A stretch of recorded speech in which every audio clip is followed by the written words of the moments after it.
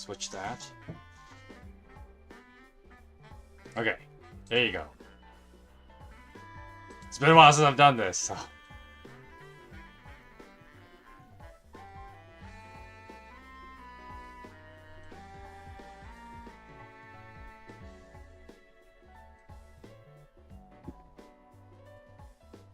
Let me know if the audio is fine. I don't want the music to be too loud.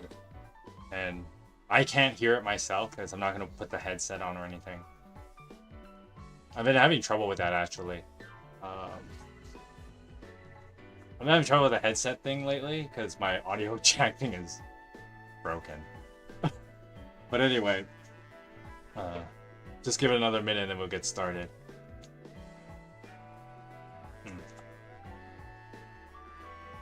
Music is good. Thanks, Toasty.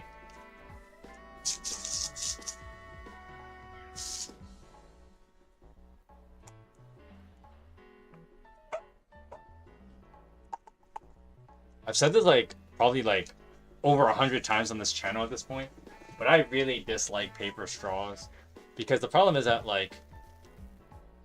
it starts breaking down in the drink and then you don't want I'm not gonna drink this thing in 10 seconds, so you don't want the straw to start dissolving while it's sitting in a drink.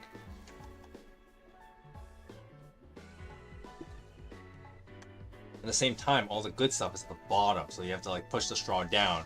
You leave the straw down for too long. You leave the straw down for too long, then the straw's gonna start dissolving. It's the ultimate paradox. It's one of those things that I did have to worry. Well, I'll talk more about it where things that they do differently in Japan than they do here. They use plastic straws quite a bit in Japan. They kind of don't care. I mean, there's some things in Canada you kind of have to use a plastic straw. Well, I can't really think of a lot of places that use plastic straws anymore. Even bubble tea, they use paper straw. Oh, I can't stand the paper straws for bubble tea because the whole dissolving straw thing is way worse when it comes to bubble tea. In Japan, though, they use plastic, so you don't have to think about it there.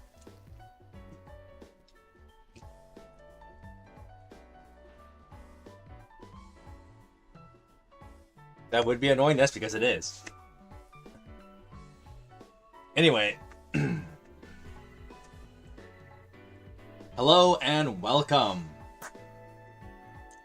to the Streaming Parson podcast, which I haven't done in forever, but if anytime's a good time to start, that would be now.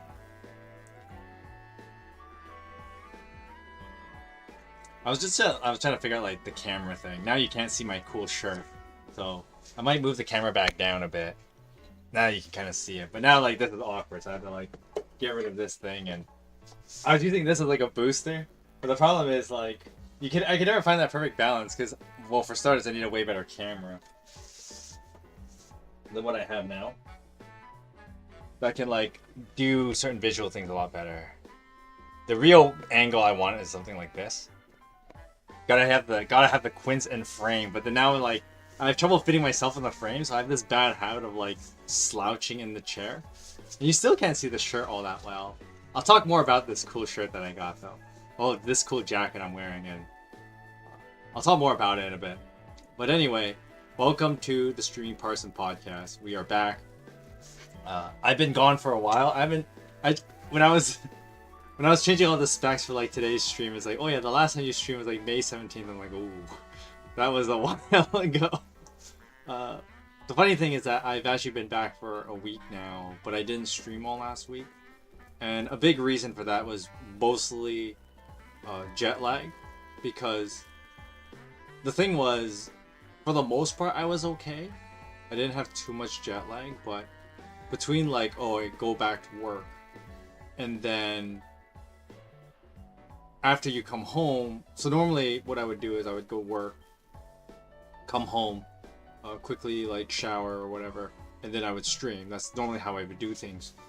But the problem was that when I came back from Japan, I'd be so tired.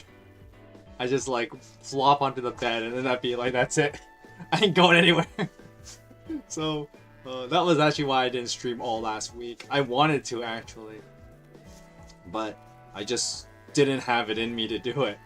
But I've been back for a week now, and I'm basically over it. So here we are. We're talking about my Japan trip because there's a lot of things to talk about, and I still have like a lot of hype as well as some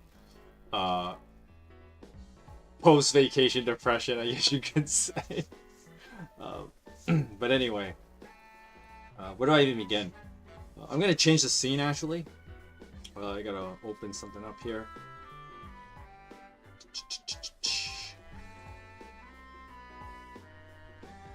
Okay, I have it working.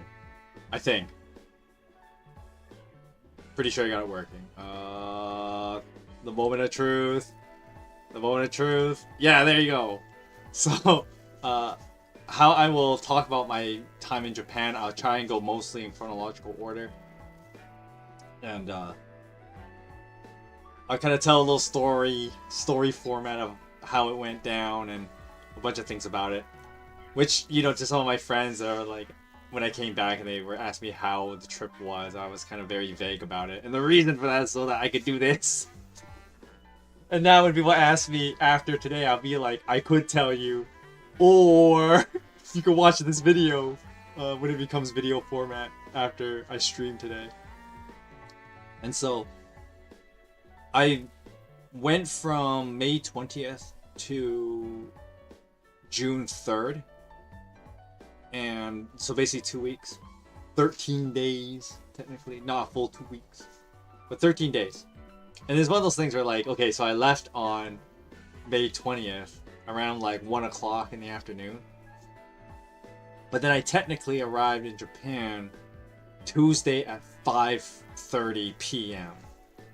Now you're wondering what the hell? Like that's an over 24-hour gap from 1 p.m.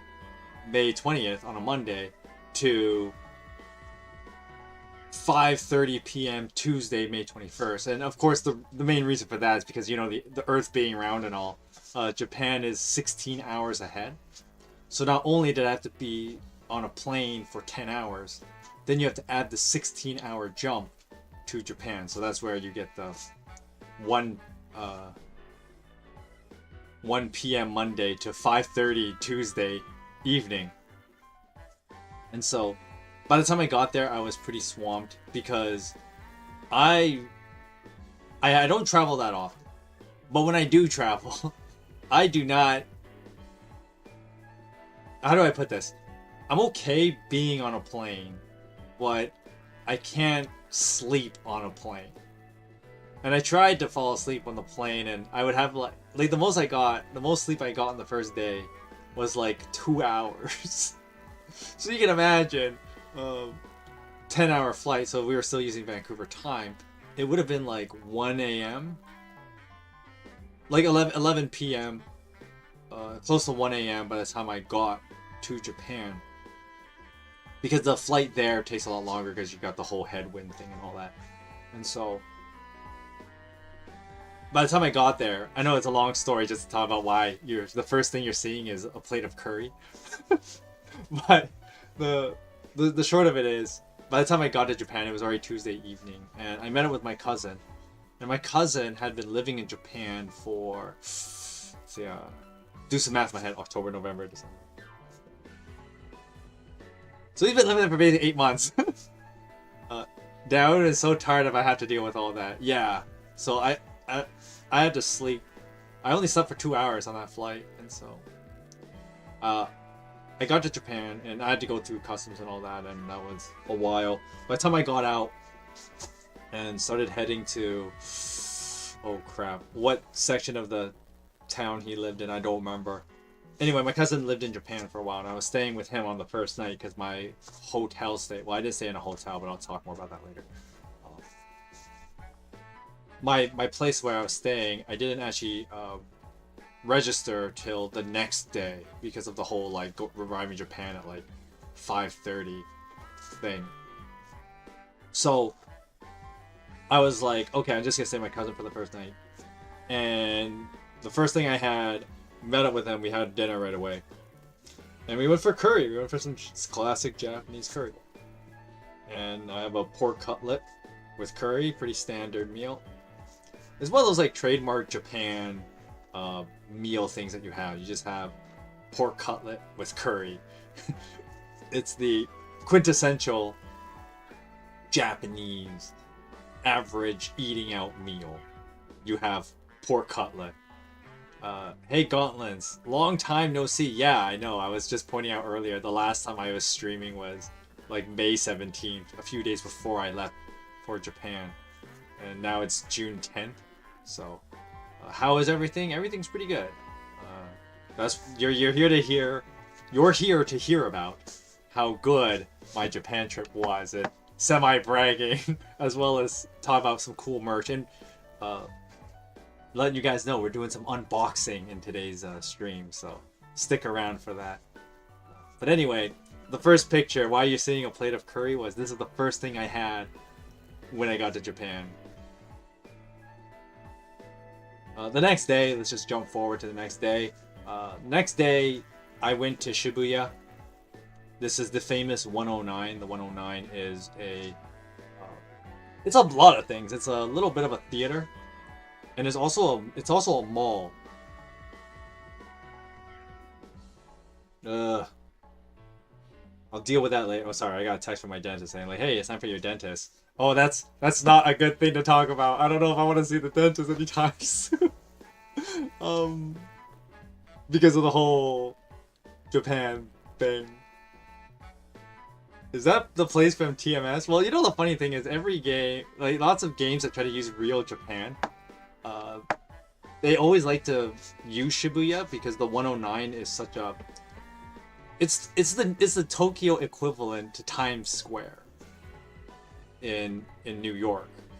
It's got the huge, like, easily recognizable building. So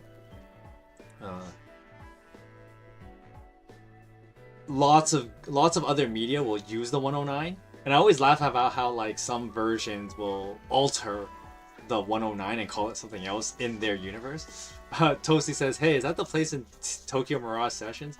It is, because of course Shibuya is known for a lot of the entertainment industry stuff. There's tons of theaters there.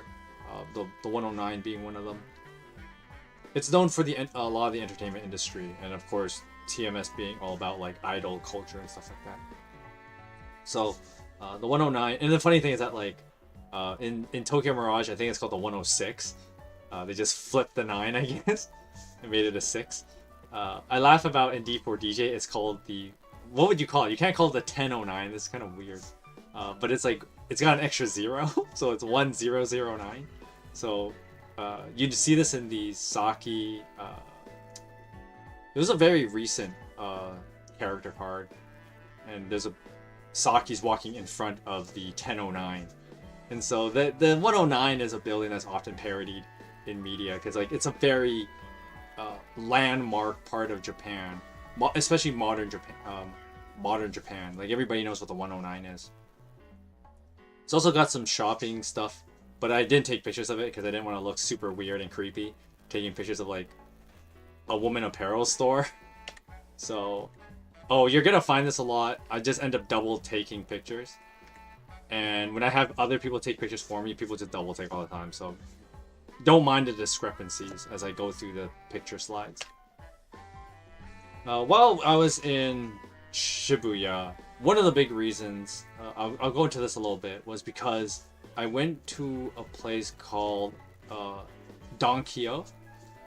And Donkyo is kind of like the tourist hub for shopping. It's a big department store. It's got all kinds of stuff there. It's mostly to appeal to tourists because you can buy stuff tax-free. And I bought a fair amount of stuff there. And one of the things I had to buy pretty early in the trip was I had to buy a suitcase. Because when I went to Japan, I only went with one suitcase. And then the plan was I was going to come back with 2. And so I had to buy one of the suitcases. Anyway, the reason why I mentioned that is because at this point I already did that. And I went to, oh, I can't remember which mall this is. This is one of the malls in Shibuya. And I was just taking a picture. This is just the Pokemon Pokemon Center, which is like a Pokemon themed store. I'm taking a picture from outside of it, and there was a couple of these little cute Pokemon models, and I was like, oh, you gotta take a picture of it because it's the Pokemon Center. Next to the Pokemon Center is a Nintendo store. But of course, it's only the smaller one in Shibuya. There is the much bigger one in Odaiba, which I did not go to because I spent most of my time in Tokyo. And that's just because, one, I wasn't a master of knowing all the train systems, and secondly, if you wanted to bullet train to a further, like a part outside of, like far out from Tokyo, like Kobe or something like that, that would cost a lot of money, and that was just not in the budget. Just how it is. Anyway, so there's a Nintendo store next to the Pokemon Center. There's actually a bunch of like very anime themed stores, anime and video game stores in this mall, and you'll kind of see me go through them. But here's a Nintendo store. Here's a big Link statue that I took a picture of. Here's a Mario one. I mean, come on, it's a Nintendo store. You got a Mario. Cute little Mario plate setting, but I didn't buy a lot of that stuff. There was a Capcom store, and there was this cool like Monster Hunter little thing here, and so there's a cool sword, and take a picture of myself trying to hold the sword. There's this cool Ryu statue, and it even like from time to time it'll go like Hadouken, and the little Hadouken thing in his hands there, it'll actually glow. I didn't film it though, but that's the Capcom store. I didn't take a lot of pictures of it. There was a wall that just had like, it was the Shonen Jump store, and there was a wall outside of it that had a bunch of like various panels from different shonen comics, and I just thought it was cool to take a picture of some of those take a picture of this wall in sections. I took most of the pictures in profile mode just because the phone acts all weird and crap. If you try to do landscape, and my phone is an old phone and does weird stuff, so it's whatever. I took a picture next to a Luffy statue at the Shonen Jump store. So that's that. Back to the Pokemon Center, there was this cool like Mewtwo statue thing, and I had to take a picture of it because, I mean, come on, Mewtwo's the OG super Pokemon, and you gotta pay homage. So after shopping in this mall, I decided to go for some conveyor belt sushi in Shibuya. And I'll tell you, conveyor belt sushi is mad dangerous. The reason why it's so dangerous is because you get like, each little plate comes with like a couple pieces of sushi, like often 2 pieces. And it's only like a couple hundred yen each, which is not much. In Canadian dollars, this fatty salmon pricing is like around $2, 2 Canadian dollars, a little bit, maybe even a little bit less. Because of course one of the things was, it was super good to go to Japan around this time of year because apparently the yen tanked in value quite a bit, and so the Canadian dollar, the US dollar, they just towered over the yen. And so the exchange was really in our favor. And so stuff was basically super cheap. And food is known to not be too expensive in Japan. The thing about Japan is that like the food is not that expensive, but well, it depends what it is. There's obviously exceptions to that rule. But food is not overly expensive. It's buying goods that are really expensive, and I'll talk more about that when the time comes. But anyway, conveyor belt sushi, you can eat like 5 plates and pay less than $10. So like 10 pieces of sushi for less than $10, and not like, you know, cheap rolls. Like these are actually nigiri, so you can get 10 pieces of nigiri for less than $10. Back in Vancouver where I live, you'd be hard pressed to get that for that cheap. Nigiri would be like $3 a piece almost here. I took a picture of a cool little lamb thing just because. Oh, okay, so I guess this is the only I should probably put like dates to these as well. So this was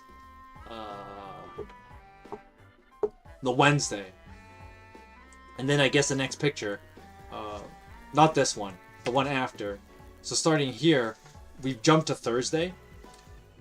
Now I might as well just fill in a little bit of time gaps of stuff I did, because I honestly didn't take a picture of everything I did. This is the fish market, right? Yeah, it is. So on Wednesday, after spending some time in Shibuya with my cousin, because he was helping me out with finding the suitcase and everything, I stayed at a hostel called the Shitan Hostel. A hostel is basically kind of like, it's not really a hotel, it's more like you get to stay in like dorms, basically, and your bedroom is, you share with a bunch of other people in like a very dorm setting. And so there's like, each room had like 8 beds, 4 bunk beds basically. And I stayed in one of those, and the reason why is because the place where I stayed, called Shitan, Shitan was in a very nice location. It was in a place called Nihonbashi. Nihonbashi is kind of just like smack dab in the middle of Tokyo. It's really close to, it's like a short train ride to Shibuya. It's like a 25 minute from Akihabara, which I will talk in great lengths about later. It has all the trains really close, so when I needed to get to Yokohama, which I will talk a lot of detail about that later as well. When I need to get to Yokohama, that was super easy. So Nihonbashi was in a very nice location. And I was staying in a hostel there. So I wanted a nice location. But if you paid for a hotel in Nihonbashi, a hotel would go for like $100 a night in Nihonbashi. But a hostel in Nihonbashi would only go for about $45 to $50. And so when I was staying I effectively stayed at the place for 11 nights. 12 nights. 12 nights? Wednesday, Thursday, Friday, Saturday, Sunday, Monday, Tuesday, Wednesday, Thursday, Friday, Saturday, Sunday. So 12 nights. $600 for 12 nights. That's really good. And so I checked in there, and then I ate at a Yoshinoya, which is like a chain restaurant in Japan. Well, it's not just in Japan, it's all over parts of East Asia. Like the Philippines, and you'll find it in Hong Kong. And Yoshinoya is just like a fast food. You get like a bowl of noodles or a bowl of rice and some gyoza, and you can get that super cheap. Which is one of the nice things, like, yeah, I can actually have like a nice bowl of fried rice and 6 pieces of gyoza for like $7-8, like 800 yen, so $7-8. And in comparison, like getting a bowl of rice and gyoza, well, getting 6-piece gyoza in Vancouver ain't cheap. You gotta buy that separately, and that would cost you like, they would charge you like $1 a piece, so that would be $6 for just the 6 gyoza. So like you can imagine how much cheaper it is in Japan already. Well, especially when you're eating at Yoshinoya, which I did eat a fair amount of. I didn't do as much as like eating all the exotic things, because money, it was just super easy to just eat at Yoshinoya when you can buy, you know, fried rice, have some gyoza, and buy a beer for $12 at Yoshinoya. So like, just do that, right? Hey Tom, welcome to the stream. Anyway, fast forward. Now it's Thursday, and I went to Tsukichi. And Tsukichi is a place that's famous. Well, I mean, it's famous for several things. But one of the things that they're famous for is their fish market. And along with this fish market is tons of food stalls and like seafood restaurants.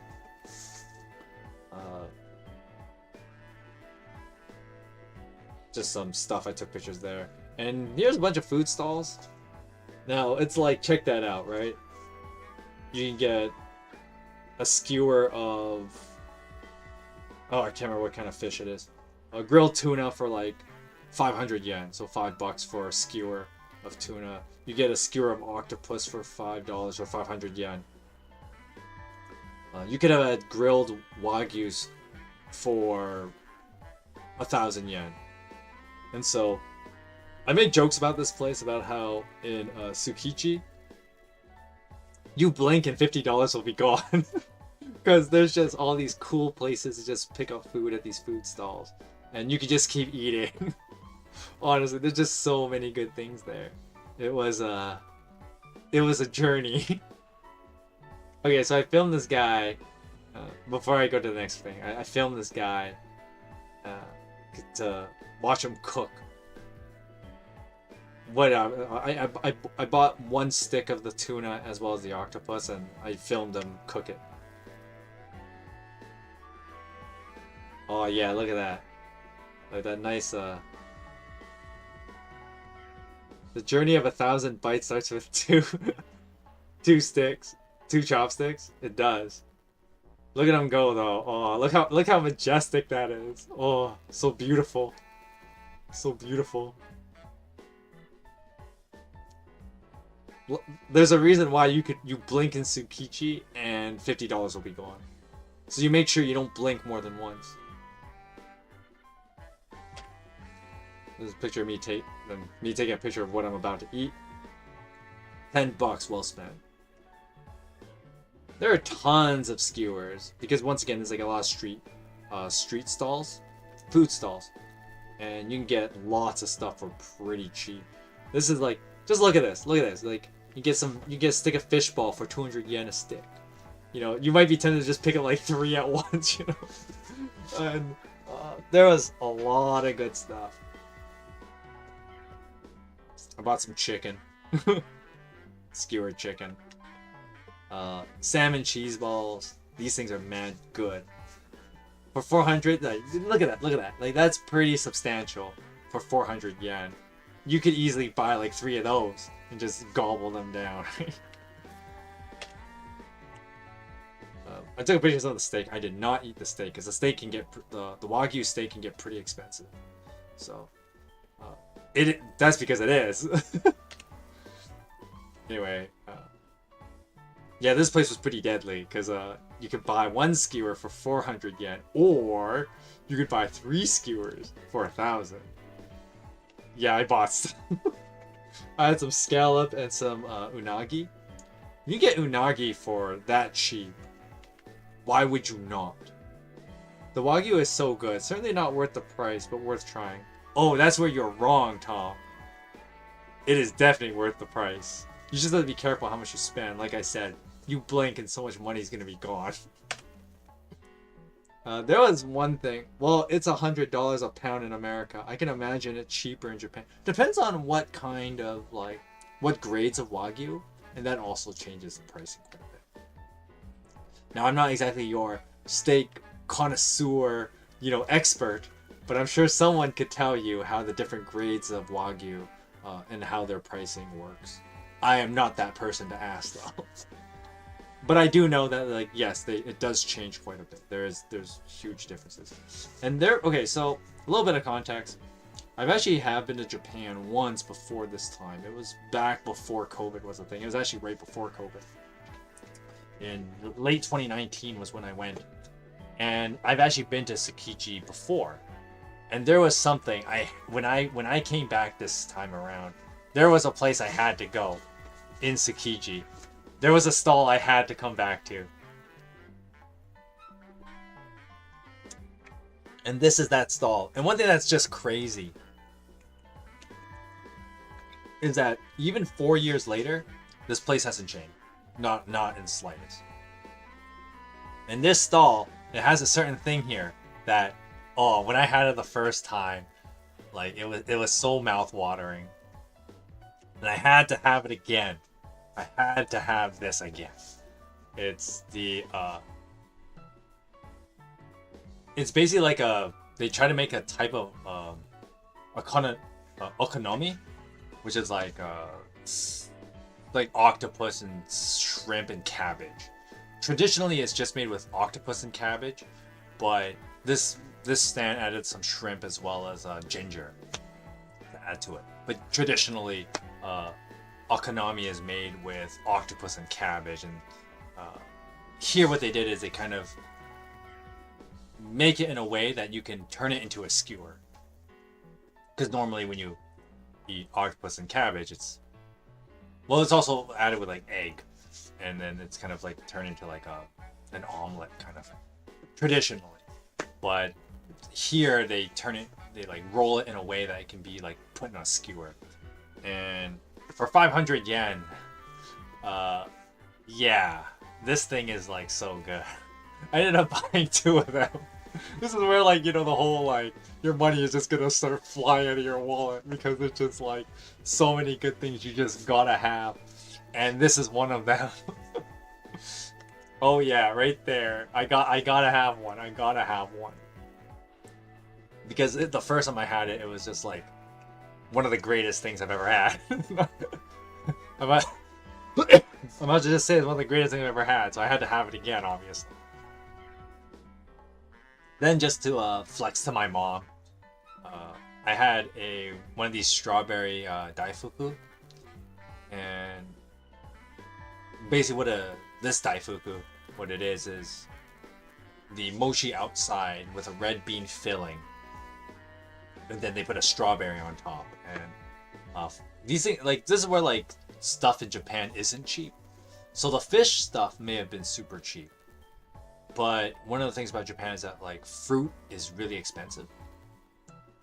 And because of that, like, their fruit-related sweets can be pretty expensive. Like, when I tell you a single strawberry daifuku is, like, $4, like, that sounds like it's a lot, because it is. But I gotta have one. Gotta have one. They're really good. I love the red bean with the mochi. It's just so good. Very worth having. First was just grilling oysters. I did not eat that though. I already spent like 50 bucks. And then I'm like, oh god, if I don't stop, all my money's gonna be gone. Stopped by an administrative hall in before I left Tsukichi. Just take a picture of the hall there. Where did I go? Okay, so I went to Ikebukuro. Now, to jump back a little bit. Okay, I remember now. Back on Wednesday. Oh yeah, I was incorrect. I didn't go to Yoshinoya on Wednesday. I met up with my... When I was hanging out with my cousin, my timeline is wrong. See, it's like, oh god, my memory's terrible. I went to Ikebukuro to meet up with my cousin's friend, and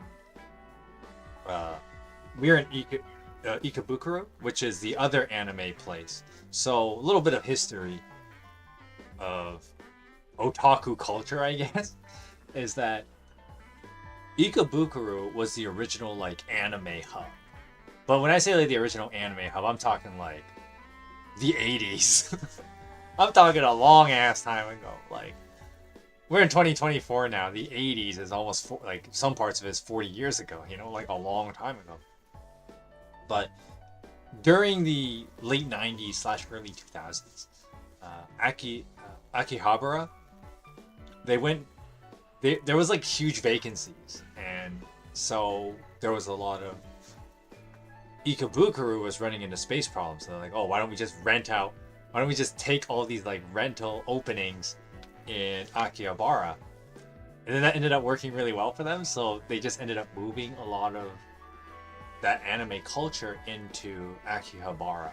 So everyone remembers Akihabara. Everybody knows Akihabara as like the anime hub in Tokyo, but Ikebukuro was actually the original back in the like 80s and the early 90s. Anyway, Ikebukuro. So I went back on Thursday and do a little bit of like preliminary shopping. But of course, one of the things that like I didn't want to do a lot of shopping early in the trip. And the reason for that is because one of the main reasons I went to Japan was for a music concert or a music festival called D4 Fes Crossbeat. You may have heard me talk about this a number of times on the channel. It's a big D4 DJ event where basically all 8 of the music units, the 8 major music units, before some smart ass goes, did include this Call of Artemis too. And then now they're making I think there's 2 new units coming up.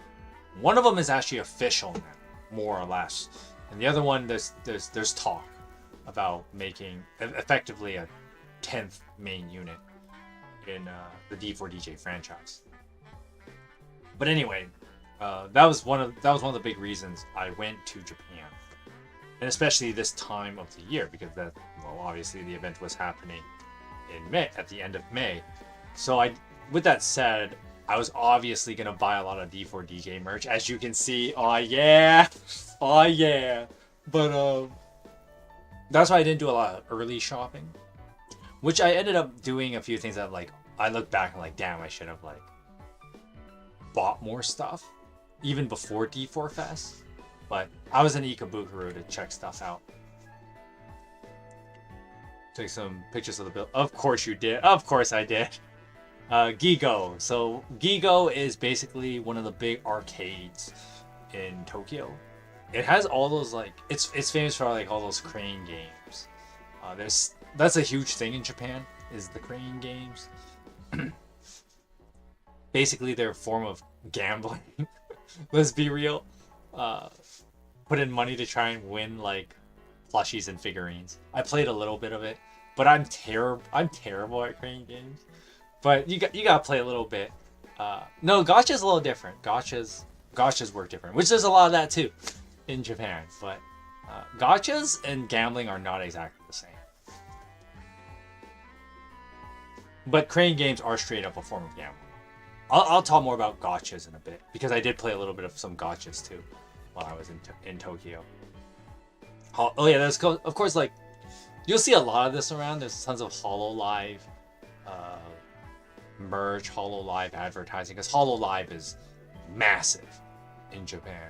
You hear about HoloLive here and there among your Western weebs, but HoloLive is huge in Japan. It's huge. You can't go a street corner in Tokyo without seeing something related to HoloLive. It's huge. That's all I can tell you. I've delved a little bit into HoloLive, just because this is a huge thing in Japan. I better know what's up. So I dipped my toes a little bit in it. HoloLive's pretty good. Lots of HoloLive stuff. Anyway, there was the D4 DJ store. I had to check it out. In Mixalive, which is in Ikebukuro. You love HoloLive? Of course you do. Lots of people like it, and like I said, HoloLive is pretty good. It is very mainstream. And I've already made fun of you about being a total normie. Anyway, cool Bang Dream or Bandori poster. I keep calling it Bang Dream, but I know most people will refer to it as Bandori. A bunch of screw you, dude. It is what it is. A bunch of D4 DJ CDs. I didn't take a lot of pictures inside the store. You shouldn't take a lot of pictures inside the store. But there are some things when I showed you that CD rack just now, I kind of have to. I did buy one CD from this rack. I got the it's funny because they just released it the day, basically it was brand new. It came out on Wednesday, and I was at the store on Thursday. So basically 1 day ago it just came out. I bought it. I have it here somewhere. Give me a sec. Where did I put it? Oh, here it is. So I bought something from this store, from this very rack. I don't think I took a picture. You can't see it on this rack in front of you. But I did buy the Crossbeat CD. I mean, Crossbeat was the theme of the D4 Fes. And so, I mean, you gotta get it. And Crossbeat, it had a lot of tracks on it. Technically, it has 8 tracks, and then all 8 of the instrumentals of those tracks. But yeah, I bought this thing when I went to Mixalive on that Thursday, and it was basically brand new. It just come out. It was just released that Wednesday, and so yeah, this was Music Rat has a whole bunch of stuff. All their past CDs are on here. almost all of them. There's actually one that's missing. And it was the... At least I didn't see it. Maybe it's there. Let me just take a quick look. It's not in this picture. That's for sure. There's one CD that's actually missing. And it was the Unicorn New Year's one. I think it's the only one that's missing. All the other past D4 DJ CDs are all in this rack. You just can't see all of them in this picture. But they're all here. Anyway, leaving the mix alive. I just took a picture of this cool owl statue thing. Because why not? It was cool. And then, oh yeah, Animate. So Animate is the big, like, anime-related store. And Ikebukuro has the original, and it's still the bigger one. Akihabara does have one. But it's not as big as the one here. This place is massive. It's like, what, like... Technically, it's technically 8 floors, but 2 of them are not accessible normally. If they have, like, certain events at the venue, then they'll be held on like the top floors. But there's like 6 floors of just buying anime merch, manga. Well, the animes on like Blu-ray, CDs, figurines, gotchas. So you see in this picture, the thing on the lower part there, they're little like, you can buy basically capsule toys and keychains and stuff like that. This is the real like gotchas. And okay, so I'm pretty sure you've heard this discourse, the difference between like what is a gotcha versus what is considered like straight up gambling. And of course, like, you know, the whole like a lot of mobile games have gotcha elements, quote unquote, and whether gotcha is gambling. So the reason why gotchas are technically not gambling is because in a gotcha, when you pay for something, you're actually getting something. You always get something, but it may not be what you want, because in the gotcha, there are variations to the product. So you see these little, the little gotcha thing. Okay, you can't see my cursor, so I don't have to like pretend I'm pointing with my hand and you can't see exactly what I'm pointing to. Anyway, so you see these things here. And let's say, one of the things will have like 4 options. There'll be like 4 things. And when you roll, you have a 1 in 4 chance of getting the thing you want. Unless you just want like all of them. And then you gotta keep paying until you try and get all 4 of them. You know, that kind of thing, right? And that's where the gotcha element comes in. But the thing about gotcha is that you always get something. Whereas gambling, you pay money to play, but there is no necessarily earned output. So typically, you know, going to casinos and why it is straight up gambling, you pay to play, but you don't expect to actually win money when you play. You don't expect that, because usually, one, there's the whole house favor, and of course, you know, in order for some people to win money, people have to lose money, and more often you lose money, right? So that's where gambling's different. Cool. Sorry.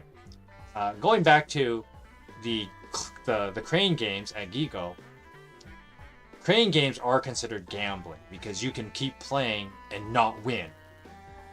Especially if you suck like yours truly at crane games. You can keep losing money. And you don't get any return on it. Now there is like a quote-unquote pity break in those like crane games. And I was told this well after the fact, but like if you somehow play the game and you make the game unwinnable. And that actually did happen. I didn't take a picture of it. I should have.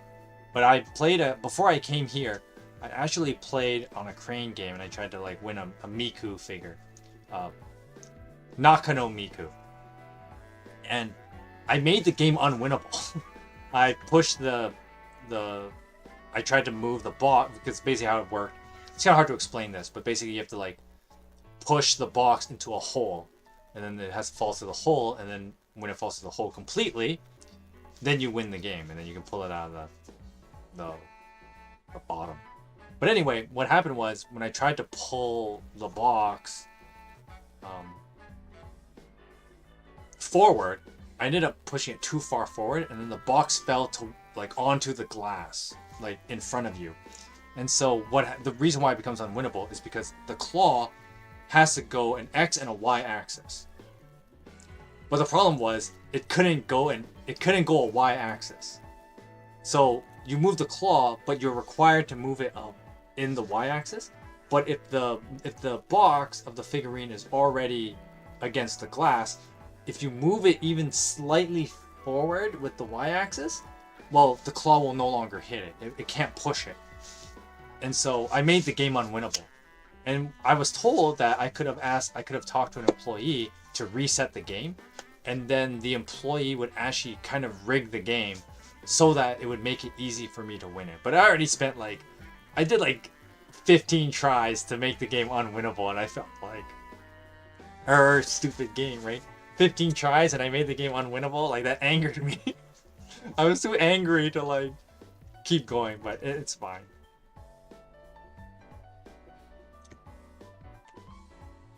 Oh yeah, so there was a gacha I did have to play though.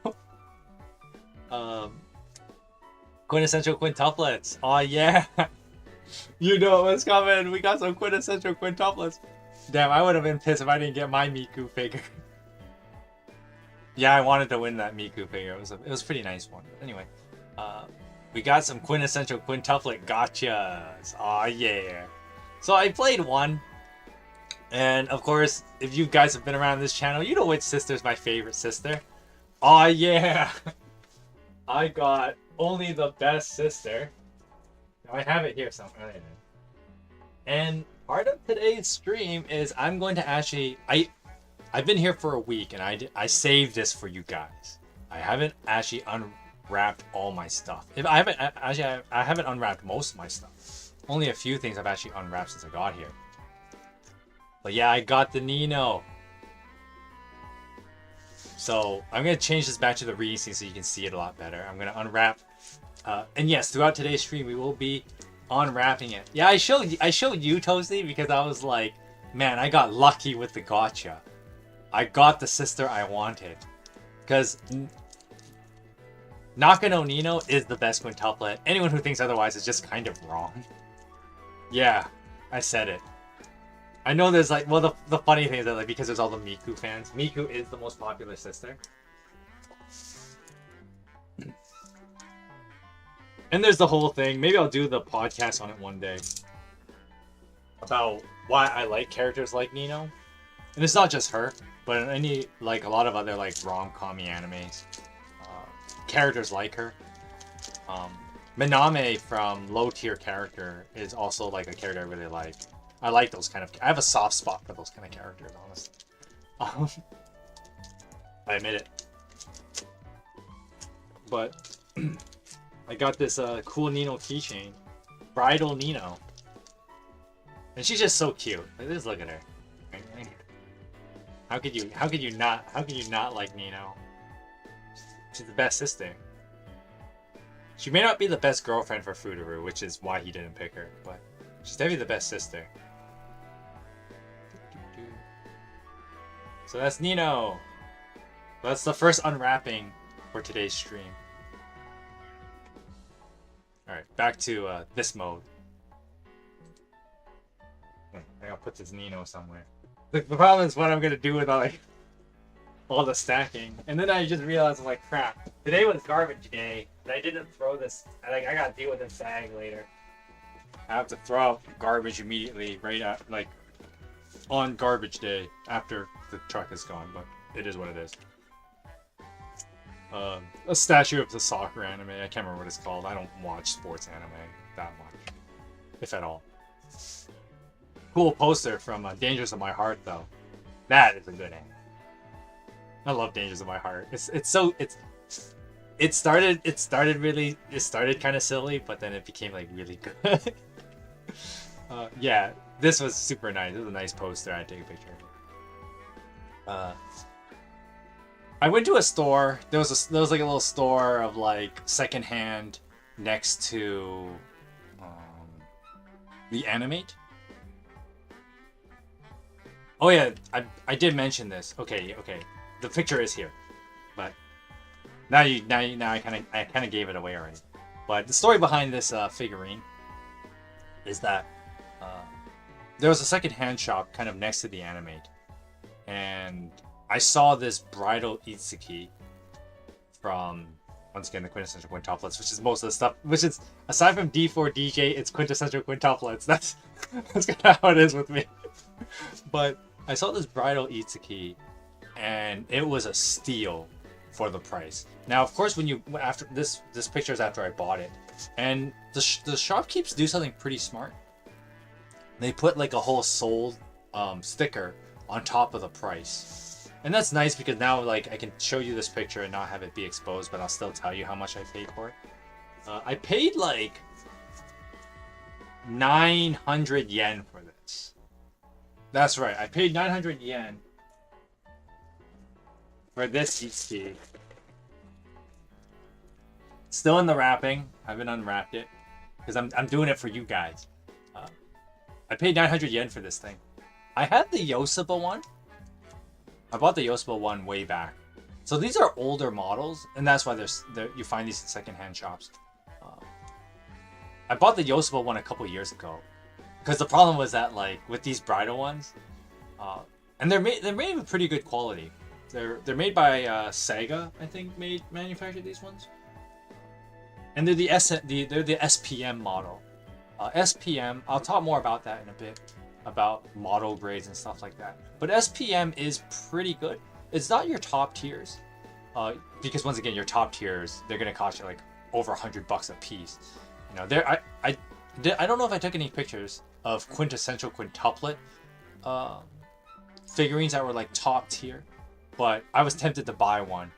There was like another Yosaba Bride one that was like $200. I was so tempted to get it, but I ended up not doing it because I already had a Yosaba Bride. But I mean, she is the bride. But anyway, SPM models are pretty good grade. They're not the top grade, but I found that quite a few SPMs were super cheap in Japan. So the Yosaba one I have, which is the same type, it's this look of the bridal. It's the SPM brides. And when I bought the Yosaba one a while back, the Yosaba one costed me like 40 something. Okay, it was quote unquote on sale in like an anime store in Vancouver, and it was like $40 on sale in Vancouver. I got this for 900 yen, so the equivalent of like $8-9. Yeah.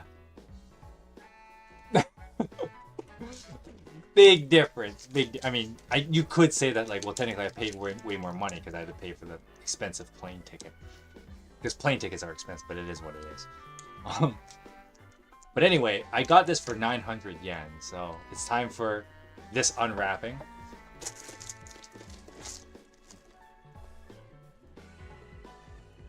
I have to be careful not to cut myself or damage anything while I do this. While I try to do this on camera. So yeah, here's Itsuki.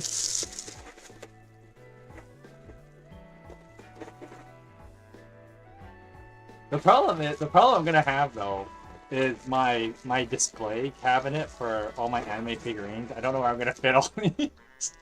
I have to actually remodel. I gotta take that out. There's a little piece of plastic that in the dress, but anyway, here's Itsuki. My bridal Itsuki. Sorry, girls, I gotta move you guys now. And different people will take turns sitting on this stand that I have here. I'm gonna put you guys over here for now. Well, my cat doesn't come by and knock them over.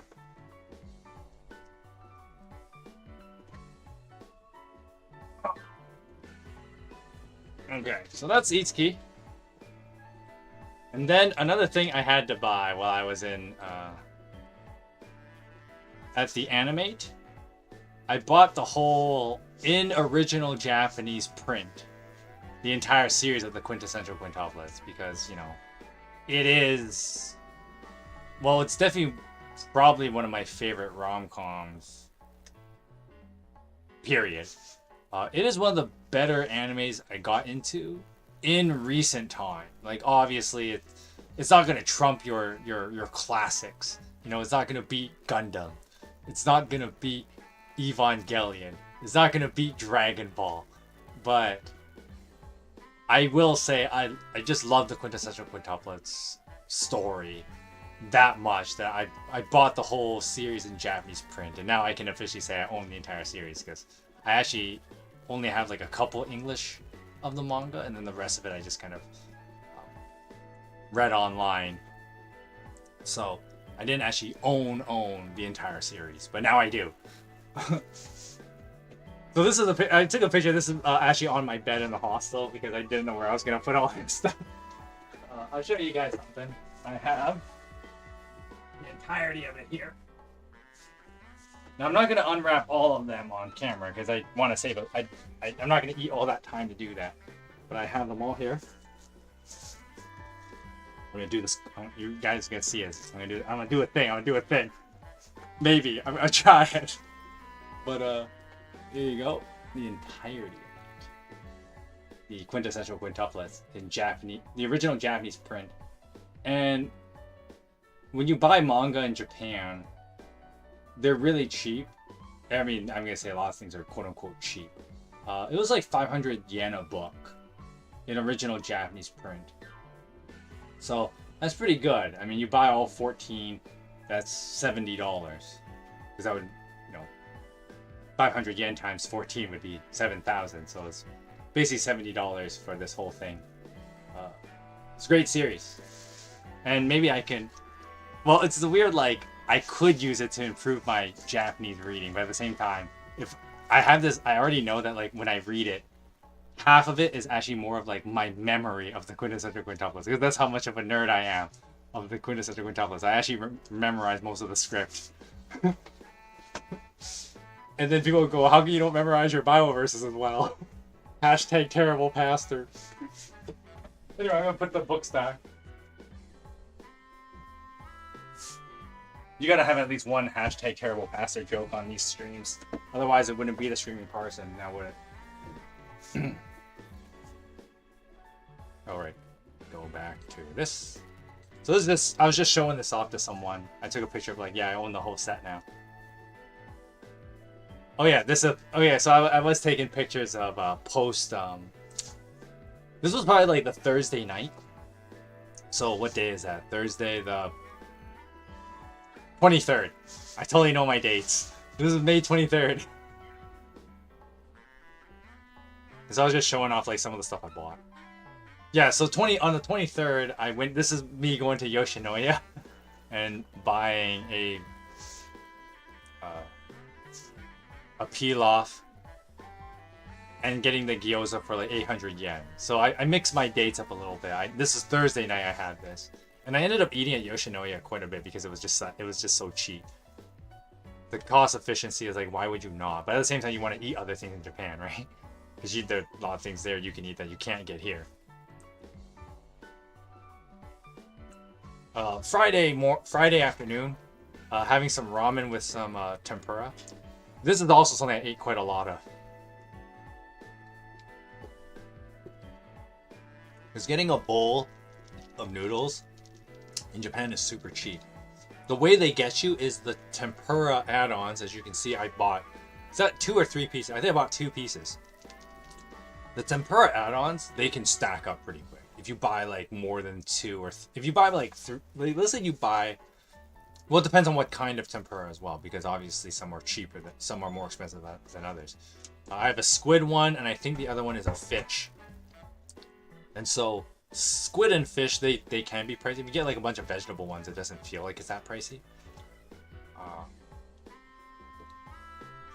But the bowl of noodles itself was like $4. You get a bowl of noodles in Tokyo for $4.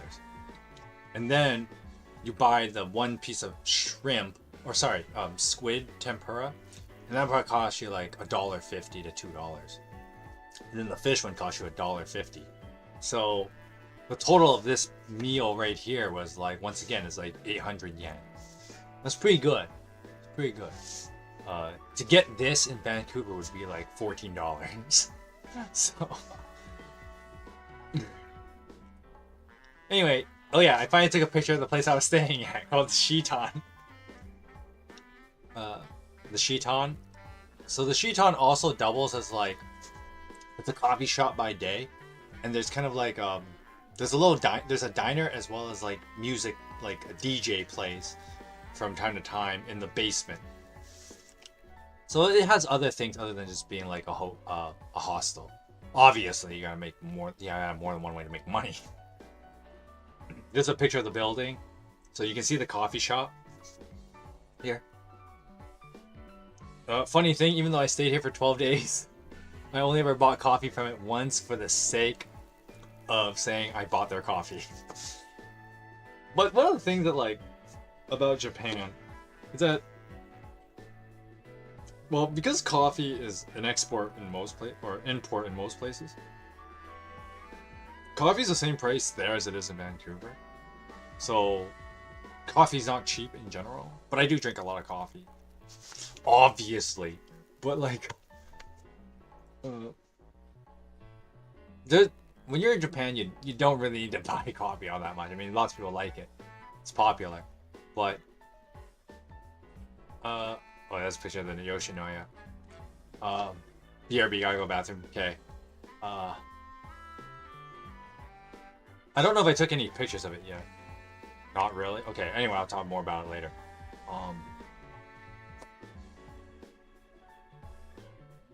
Convenience stores in Japan. There's a beauty to them that you don't find as much in... Well, I mean, it's still kind of true in Canada, but... when drinks are cheap in Japan, they're really cheap.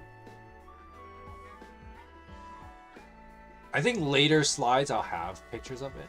I don't have it in the early ones, but one of the things about Japan is that, like, for starters, there's tons of vending machines, like, everywhere. There are vending machines everywhere. And you can buy drinks for pretty cheap. I mean, if you feel really, really cheap, you just get, like, well, you can just get water for, like, 100 yen. That's just pretty cheap. How much does it cost to buy a bottle of water in the US? In Canada, you're paying at least $2 for a bottle of like water. It's crazy. But like in Japan, you just buy water for like 100 yen. You can buy most drinks pretty cheap in a vending machine or a convenience store in Tokyo. And that's what I did a lot of. Like, you don't go to a restaurant to buy a drink. But some restaurants do have an obligation, like you have to buy a drink. Especially in higher end restaurants, like real sit-in restaurants. And they want you to, like, they'll have you buy a drink that you have to. And those drinks are never cheap. Oh god. Those can get kind of pricey at times. But that's why a lot of people drink beer. That's why, like, you probably watching a lot of anime that tons of people like drink beer in Japan. Because beer is actually cheaper. And buying other drinks in the restaurant can get pretty expensive. I mean, buying a drink in Vancouver can get expensive in a restaurant. But anyway, I'm sidetracking. I didn't buy a lot of coffee from Shitan because there's a convenience store that's actually really close called Lawson, and Lawson is like a chain convenience store. And I would just go there to buy like Pocari Sweat for like $1.50. So why I just do that, right? Instead of paying $5 for a cup of coffee, I can pay $1.50 for a bottle of Pocari Sweat. Oh, I took a picture of Yoshinoya because Friday night I went to Yoshinoya again because it was cheap, right? Yeah. Case in point. It's super cheap. Like the pork bowl and a soup. And then I think there's a gyoza somewhere. Okay, it's on this picture. For only 764 yen. It's super cheap. So it's super tempting just to eat like this every day because you probably could get away. And that's also like one of the things where like that's kind of just the culture in Tokyo. The city life in Japan, if you will. Because people are just like, they work all day and then like, oh, you know, not much else. Just go to a quick bite at Yoshinoya and then just go home, sleep, do it all over again. It's the life is pretty hectic. There was a little cafe. It's also a chain in Japan called D4. I think that's how you pronounce it. So I went to D4. I got myself some milk tea, and I got myself a millet crepe. That's what the thing there is. A millet crepe is basically, it's a cake made out of crepes. That's how you think of it. That's why it's called a millet crepe. And before some smart ass goes, well, it can't be a millet crepe. There's only 10 pieces. Millet means 1,000. There should be 1,000. Don't be silly. You have any idea how big a millet crepe would be if it was actually made of 1,000 grapes? You wouldn't be able to eat that. Not safely, anyway. But anyway, I had a millet crepe. And besides, Deca crepe doesn't have the same ring to it. But it tastes mad good. Okay, so we're ready to hit the big event. So now we're on Saturday, May 25th. I guess I didn't have a lot of pictures. Yeah, I didn't do a lot on the Friday. And I think the reason for that was because, like, okay, Saturday, May 25th, D4 DJ, D Fes Crossbeat, day 1. So many things culminated to this moment. Oh yeah, that Ibuki pin that you see on my bag there, I have my traveling bag. I bought that at the D4 DJ store in Mix-A-Live back in Ikebukuro. I bought that along with the CD. Anyway, the reason for this picture was because one of the things, and you've probably heard me talk about this. If any of you guys are in the chat, you know, say what's up. But one thing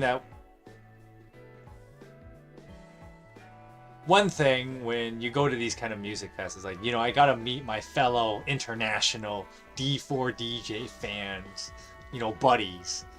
And so some of us, we were planning like, hey, you know, we're all gonna be going to this thing. This is the big D4 DJ event, you know, D4 Fes Crossbeat. We're here. And if you guys are in the chat, you know, say what's up. But I was gonna do a meetup with some people from that. And I was like, all right, you guys already know what I look like.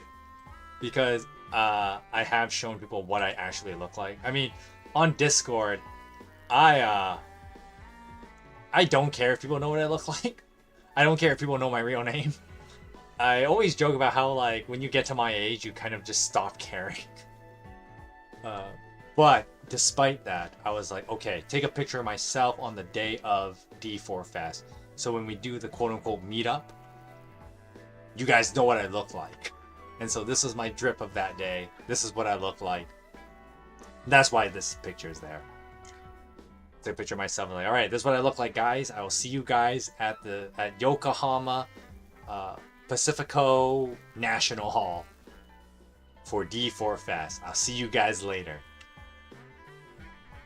This was the mall at Yokohama. So a little bit of context. So D4 Fest took place in a stadium. Well, not stadium. It's a theater in Yokohama. Yokohama is about like a half an hour drive south from Tokyo, or about an hour train ride, basically. And so it's technically outside of Tokyo, but it's not that far from Tokyo, because remember, Japan is not that big a place, right? So when there's like other cities outside of Tokyo, they're all still close to each other because there's not enough land, right? Just how it is when your entire country is like a small a small archipelago. So you just gotta deal with it. But anyway, this is in Yokohama. This was the mall there. It had this cool poem. I did not actually take a good picture of this, as you can tell. It was like you're going up this huge ass escalator, and I'm like, take a picture of this wall.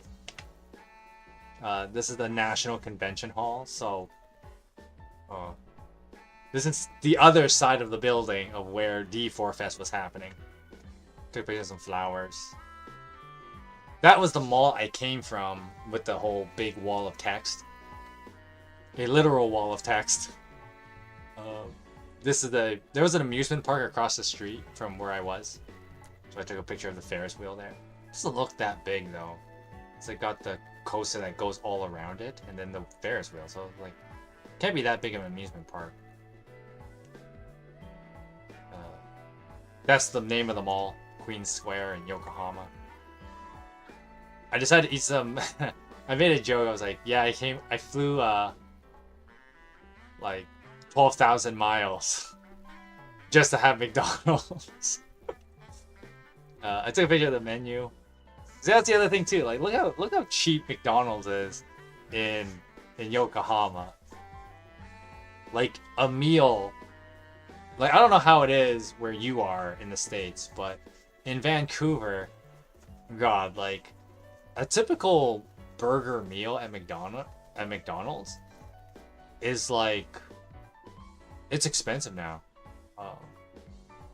It's like over $10.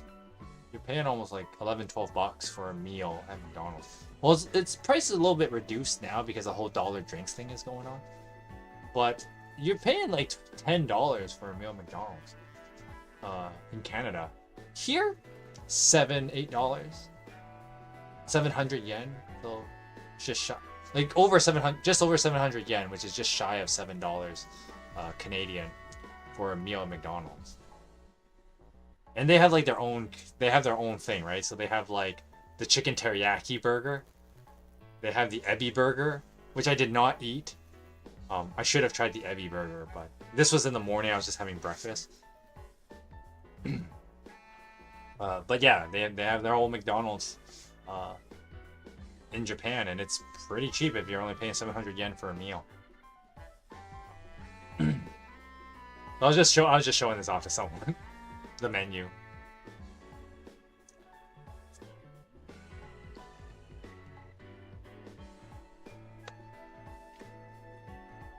Picture of me in front of the National Hall. And because like, okay, so if you remember back to the Ferris wheel, you can see that the time is 10:04 a.m. obviously. And the reason why it's so early is because, so technically, the music concert was at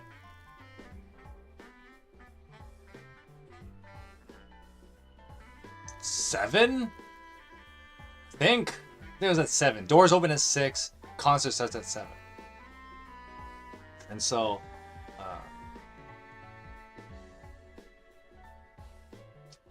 even though the concert is that late, technically, the place is open at 12 for all the merch shopping. Oh yeah, we're gonna go a lot of detail into that later. But I went early. I wanted to do the merch shopping. One of the big things I was like budgeting for and putting money in is like, I'm doing a lot of D4 DJ merch shopping, because that's not something you can do in Vancouver because nobody knows about D4 DJ here. One of those, I mean, I've told this story, but like, you know, I'll play D4 DJ music at work and nobody knows what the hell I'm listening to. Nobody knows what's going on 3/4 of the time whenever I play D4 DJ music. I feel so lonely that like no one knows anything that I'm talking about when I open my mouth and mention D4 DJ in Vancouver. Nobody knows. But here, it's all different now. So, actually when I was here, I do this thing, and this kind of like, you, I guess, for those of you that know me, you expect it at this point. I'll find people and just chat them up. I'll be like, I saw this dude, and he had like, I didn't take a picture with him, but he had like a bunch of like Maho stuff on his bag, and I was just like, yo, like, my name's Mike. I came from Canada to come to D4 Fes. You know, well, you're meeting a hardcore international fan. I'm Mike. And so I ended up chatting that guy for a while, and I took some pictures of the area. Cool port, because Yokohama's like next to the water. Anyway, okay, before I get to the next slide, because the next picture is when the store opens. It's good to get some merch. I met up with a couple guys. I don't know if you guys are in the chat, but I met up with some guys from like the D4 DJs server, because as I mentioned before, the reason why I took the picture of myself earlier that you saw was so that when we were going to do this meetup, everybody knew what I looked like. And so, and what I was wearing that day. And so I met with one guy, well, two guys actually, and then we were like, oh, talk about like D4 DJ and whatever, and being here is like this awesome. And then I realized that we were actually at the wrong door, so this door was not where the lineup was. That's why you don't see anybody, you know, when I'm taking pictures of these doors, you don't see anyone. Even if you look at the reflection on this picture, you don't see people, because apparently I was on the wrong side of the building. And at some point I was like, oh, actually it's on the other side. So as you can tell, I'm on a higher elevation here, but I was supposed to go down the stairs and then to the left of this picture to where the actual entrance was. And there were tons of people. And there's this whole thing where like, okay, so you go there and then everybody gets a ticket, and the ticket has a number. And so basically you get put in queue to when you get to line up and go into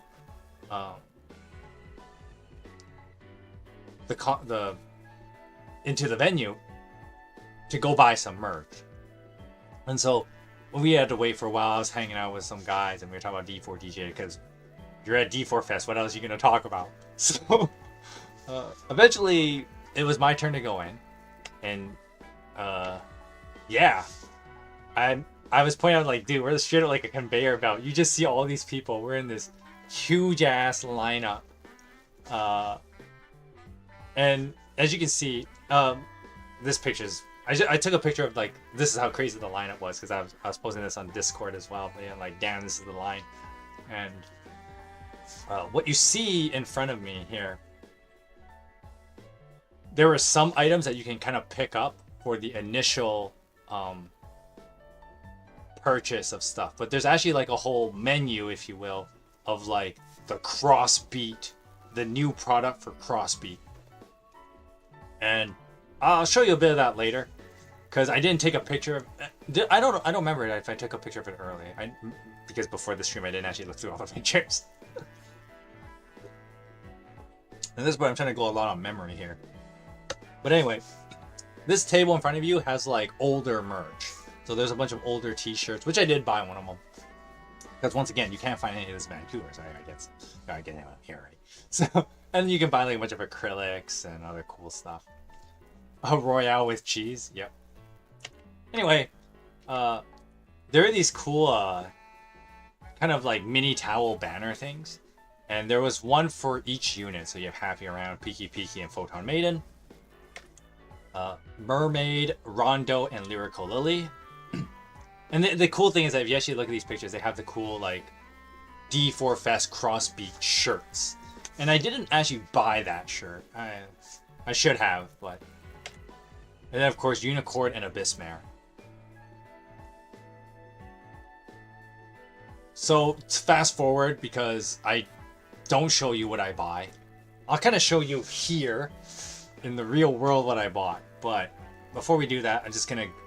There's a bunch of these like banners, if you will, and it shows like all the characters. They have one for every character. So I took pictures of them in pairs, as well as I could, because one of the funny things is that like these banners are actually very translucent. You can basically see through them pretty easily.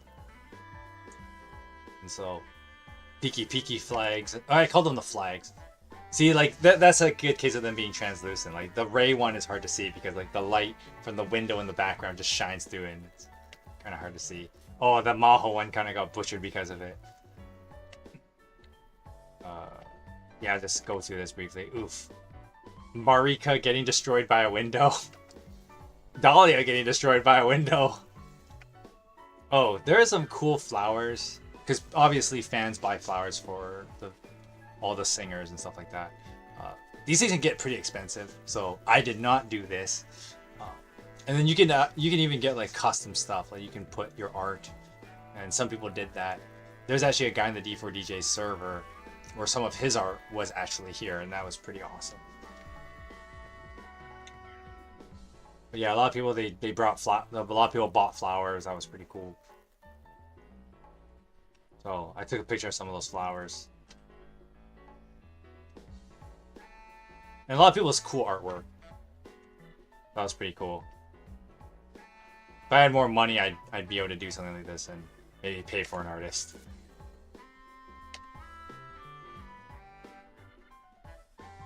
Well, yeah. So this is one of the ones where it was this. I actually story about this one. So there's a guy here. You may see it down here. There's a guy named Uralina. And Uralina, I know him from the D4 DJ Discord. And I actually saw when he was making this particular art. Because we had this running joke, Uralina and I, where we would be in the voice chat together. We just kind of chill out. And he would be working on his art. And I would be working on my scripts for the D4 DJ character video that I've been making. And I would call the voice chat the office while when we would be doing that. And so I remember when he was making this one, when he started anyway. I didn't see him make the full thing, but I remember when he started this picture. And it was really cool to see it here. I was like, damn, like Uralina, your art's here, and I'm gonna take a picture of it in its completed form. This is awesome. So yeah, just a cool thing about that.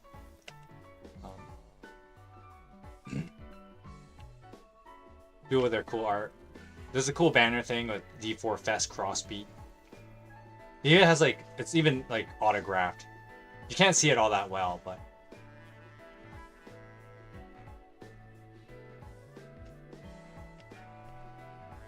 Okay, more of the flag pictures. I guess I did a really crappy job with this one. Lyrical Rondo, Unicorn, Abyssmare. Oh yeah, now, you think the next one would be Abyssmare, right? Like, you know, because I tried to take the whole group. And I take like LC Veronica, and you think Neo Sophia would be next. But what happened was, something happened and the Sophia one came apart, so the staff was actually fixing it. So I decided to leave, go take pictures of more flowers, and then come back. Where's he? Okay, there you go. They fixed the Sophia one at that point. There was a store, so on top of the regular merch, there was a store where you could buy like other clothes, and I'm gonna take off this jacket in a second so I can look up the name because I can't remember the name of the people who made this. So I think it's a good place to take a little pause from the pictures and show off some merch that I actually bought. So let's change it back to reading scene and lower the camera a bit because you're gonna see I bought this wicked ass Miyu shirt.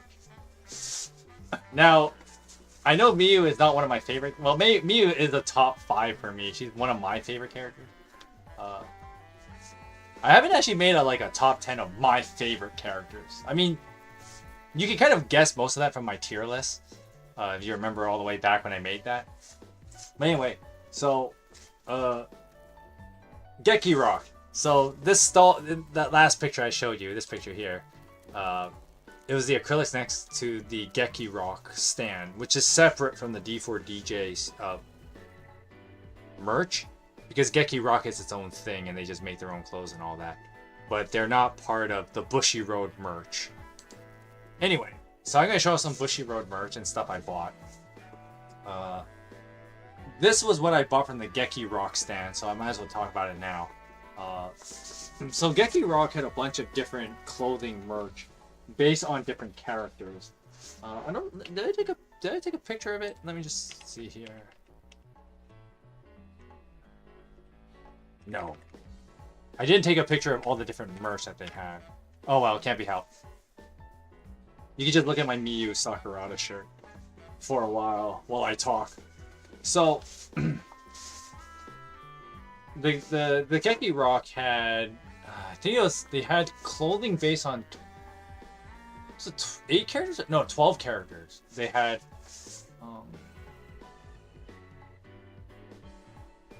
They had two from the original 6 units. There wasn't any Unicorn or Abyssmare clothing made. So Happy Around had Rinku and Maho. Piki Piki had, I think it was Esra and Yuka? Photon Maiden had Noah and Saki. And I had the jacket that's part of the Noah group. Noah Fukushima. And the back of the shirt says, okay, the side of the shirt has Photon Maiden, which is the unit Noah is a part of. And the back of the shirt, or this jacket, it says, nothing beats cute, because, you know, that's Noah's whole thing. She's obsessed with cute things. Because I made the joke that Noah in real life is like, she's not a person you want to hang out with in real life, because Noah's actually like a total freak and borderlining super creepy. So, which I guess just makes her creepy. But anyway, Mermaid had, I can't remember. Mermaid had Marika and I want to say Saori. Nice shirt. Oh, thank you. Yeah, it's a really cool shirt. Rondo had Aoi and Nagisa, and the Lyrical Lily had Haruna and Miko. So those are the 12 characters that certain merch was based on. And before I bought the Noah jacket, I was actually considering getting the Saki merch, because Saki is like one of the best characters. She's not only one of my favorites, like Saki's number 2. Miyu's probably like number 5 of my favorites. Saki's number 2, and Saki is objectively the best character in D4 DJ. Might as well say it like it is. But and Saki's like, but the problem was that like Saki is mad popular, so her stuff sold out so fast. So you see this shirt that I'm wearing, the Miyu shirt. So they had a shirt that has this nice polyester full picture here, and they had one based on the vocalists of these 6 original units. So Happy Around has Rinku, Kyoko for Piki Piki, Saki for Photon Maiden, Tsubaki for Rondo, Rika for Mermaid, and of course Miyu for Lyrical Lily.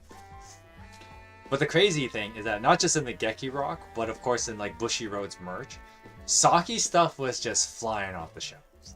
Like, once again, it's the whole Saki being objectively the best character in D4 DJ. It shows in her popularity, that's for sure. Saki's definitely... I think Saki is the most popular character. I haven't looked at any recent stats about it, because it's hard to get D4 DJ stats. It is more niche compared to a lot of other anime. You know, referring back to the whole Hollow Live thing I was talking about earlier. But when it comes to D4 DJ characters, I think Saki is easily the most popular. And then after her would be like Rinku, because she's like the face, you know, she's the first person. Kyoko's super popular because she's voiced by Aimi, and Aimi's like a singing legend. So after, like, aside from them, they're both pretty popular, and they're all vocalists too. Saki, I think, is the most popular character, and it just shows when like her merch was just sold out.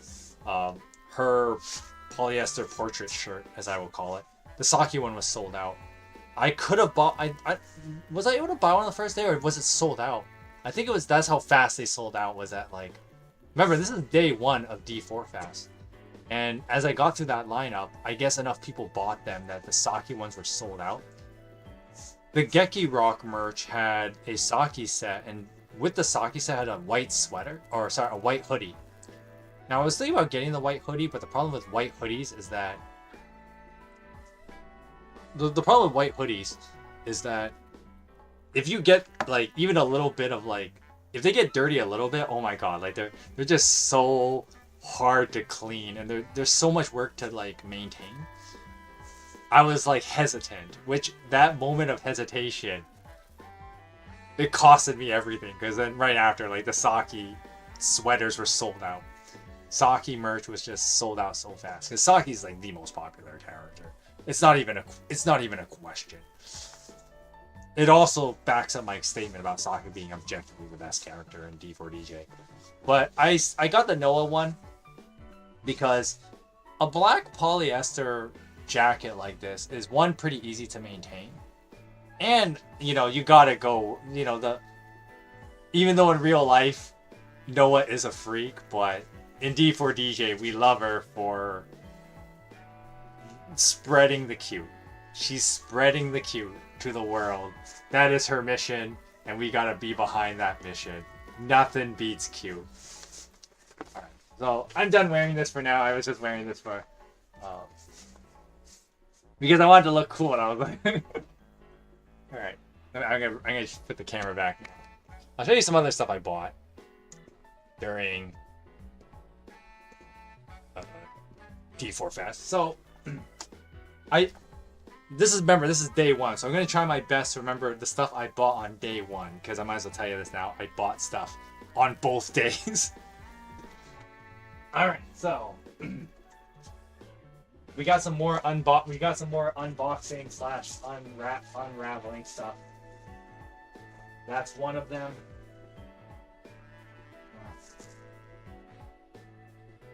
Not that. I guess most of it's here. I don't remember this one. Is that a Quint one?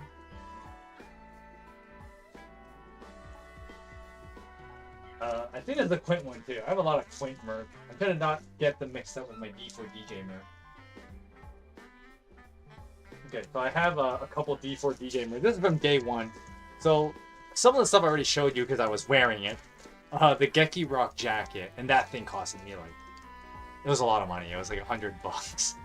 It was like 11,000, like 12,000 yen, which translates to about 110 bucks Canadian, $100 US. And then of course this Miu shirt, I bought that. This is just the day one merch. That's dope. Yeah, it sure is. I got this nice little Haruna keychain thing, and something I tried to do psychologically was I tried to spread out. Like when I was buying merch for D4 DJ, I tried to spread out my buying between the units, so I'm not like just buying only Photon Maiden or only Lyrical Lily, which as you can see there's a lot of that already because I have like 2 Lyrical Lily things right here, and of course the Geki Rock jacket was Photon Maiden. I got another Photon Maiden piece of apparel right here. I got a D4 Fes shirt for Photon Maiden, and I'm gonna open this thing right now. I'll probably have to wash the shirt again before I wear it. But I'm gonna just first I'm gonna get rid of this. Don't need that garbage anymore. So this was the D4 DJ shirt. I think it says D4. This is the D4 DJ Fes. This is an older shirt, but I gotta have it. Cause yeah, this is not the Crossbeat one. This was just like, just D4 DJ, D4 Fes. So D4 Fes was actually, there was actually one a couple years ago, and this shirt is from that. I didn't buy the Crossbeat one, which I should have, but at the same time it had like that overly concert feeling where like, it just has like D4 Fes Crossbeat on the front. The back has like all the date, like the 2 dates as well as like the units at those 2 days. And I should have taken a picture of what the shirt actually looked like so I could explain that better. But yeah, here's the Photon Maiden shirt, and it's kind of nice. I like it. It's very stylish. It's very simple design too. In the back, it just says D4 DJ and then Bushy Road, or Bush, copyright Bushy, because it's their whole thing, right? So that's one of the shirts I bought, along with this one. So the thing about, and this is where, like, as I mentioned before, even though food, especially like Yoshinoya, is super cheap, goods can be pretty expensive in Japan. So any of these kind of label shirts, because they're part of like the franchise, these things can get pretty expensive. That's why I don't have like 10 of these. A single T-shirt would cost you like 4,000 yen, so basically near $40. So buying these 2 shirts and the Geki Rock jacket, we're already looking at $200 between those 3 items alone. That's already $200. And then on top of that, I bought a whole bunch of pins. So if you remember that one picture I had earlier when I was showing off my drip, and I had the one Ibuki pin, I decided while I was at D4 Fest, I bought a whole bunch of them. I bought a whole bunch of pins. I bought the mermaid set just so I could show my love to mermaid. And then I bought some crossbeat related pins where these four are part of a crossbeat random. It's somewhat gotcha, basically, where I bought 4 of them and then they're all randomized. And so I got Noah. So I got Noah getting a lot of love between the Geki Rock jacket and this pin. I got a Nagisa, a Toa, and a Sophia from the crossbeat set. And you can't see it that well. It's kind of hard to see. Because also, like, the light is reflecting off the pins. But it says D4 Fes crossbeat. I don't know if you can see that. It's pretty hard to see. It says D4 Fes crossbeat. Just take my word for it, okay? Like here, you can see it. It says D4 Fes crossbeat. And it has their name under. So I got 2 Photon Maiden, 1 Rondo, and 1 Abyss Mare. And then there is another set of pins for the crossbeat. Now I have to explain this whole thing where basically crossbeat is where basically they did a lot of collabs between the units. And they had 8 songs. So there's character art based on those 8 songs. So I think this one, is this a side? Okay, so someone will have to remind me because I'm going to get mixed up. I don't remember if this one is Neo from Number 1 and Only, or is this Neo from Cyberpunk? I'm not 100% sure, but basically there's art for all the crossbeat songs, and then they were put onto pins. And so I got one of those, and I got Neo from one of those 2 songs, because Abyss Mare had, every unit has 2 songs, basically. So yeah, this was my travel pack, by the way, for during my travels in Japan. And at first, it was like super bare, but after day 1 of D4 Fes, I loaded this bad boy with all these pins. And each pin is like it doesn't seem like much, like 500 yen a piece. So what are you looking at? 20 bucks, and then another 5. So that's $45 I have in pins on this bag. Well, including this one, which is another. So I have like 50 bucks of pins on this bag. Yeah, I spent a lot of money on D4 DJ merch, as you can tell. And it only gets crazier. So, where was I going with this? Oh yeah, so that was some of the other stuff I bought. So let me put this away now. I don't need this now. And I think there's one more thing I bought on the first day. And the thing I bought was this blanket slash towel slash banner thing. If you remember in the earlier photo here, oh, I'll have to pick that up later. Oh, it's a ways back. I don't know if I want to scroll that far back. Anyway, I'll just show you guys here. So there are a bunch of those like little banner towel things, and so I got one. And I got the unicorn one because I wanted to show unicorn some love too. And the funny thing is that, like, aside from this, I don't have any other unicorn merch. It's a shame. If I had way more money than I did, because one of those things is like we're already talking like 200 bucks on the first day. Yeah, I spent a lot of money on D4 DJ merch. I had to show unicorn some love. So got this little banner thing. Gotta fit this in the frame well. Am I doing a good job? I don't know. But this is my unicorn banner. Because I love Michiru. Michiru's also a favorite now. After the whole Side Nova story, Michiru has climbed to be like top 5 for me. I think she's number 4 on that list. So now you know my top 5 D4 DJ characters now. You can guess who number 3 is. It's not that hard of a guess. But there you go. My unicorn banner. Now I need to figure out where to actually hang this up somewhere. But super nice. Super cute.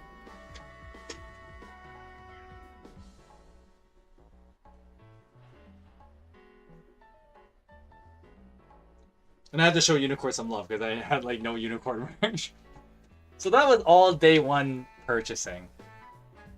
And the next set of pictures is just like other stuff I did.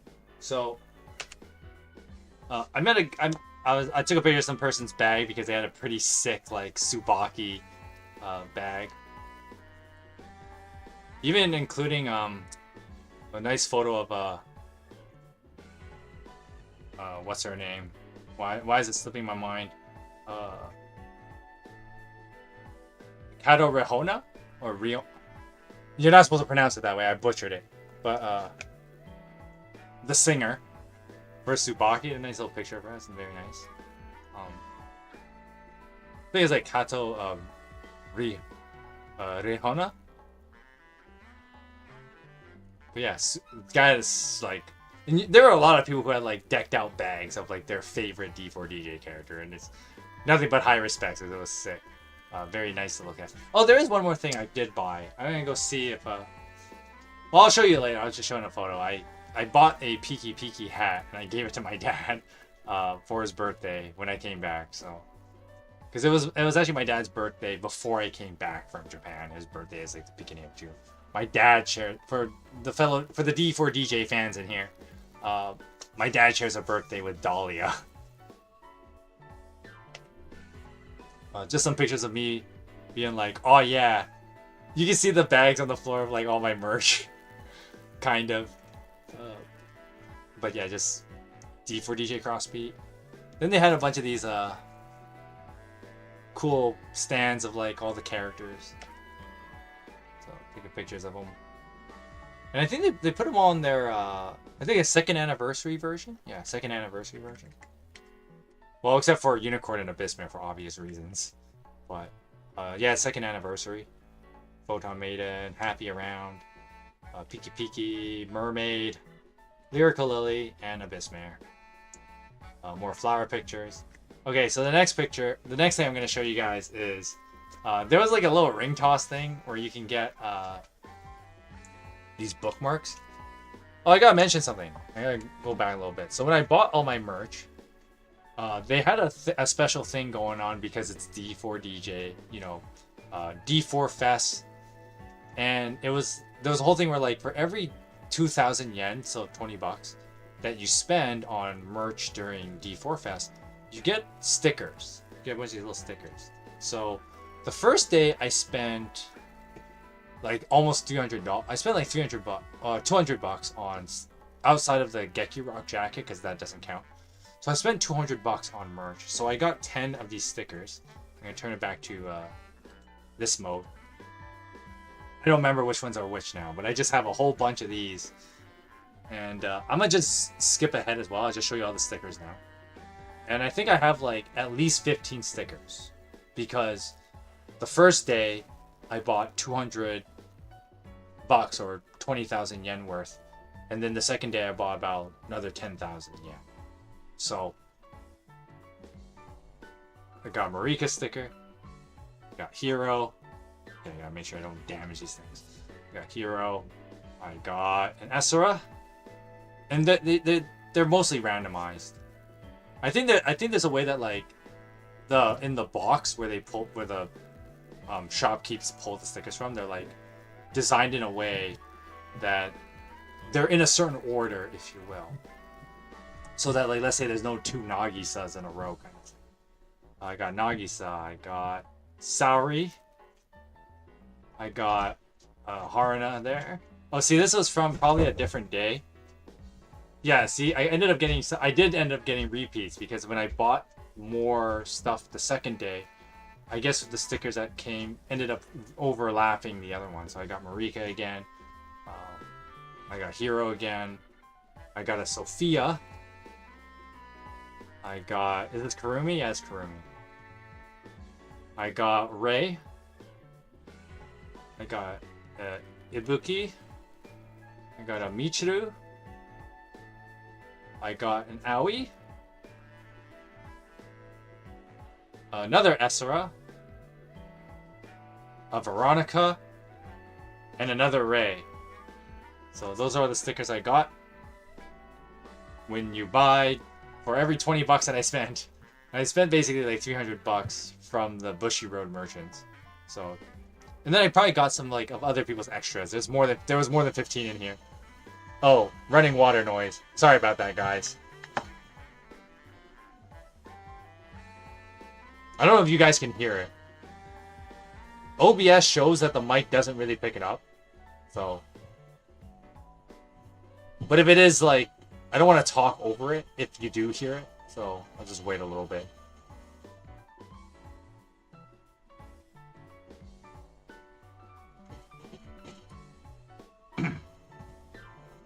You can hear it, yeah. So I'm just going to wait. I'm not going to talk over it.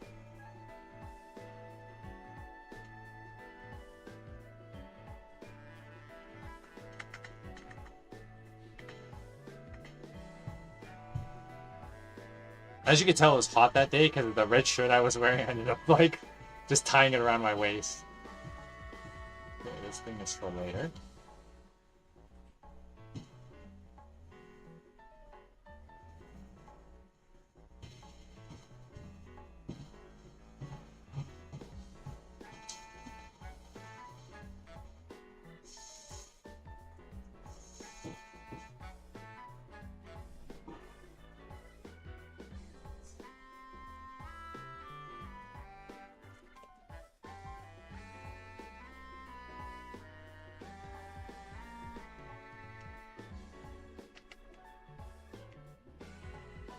Okay, now it's gone.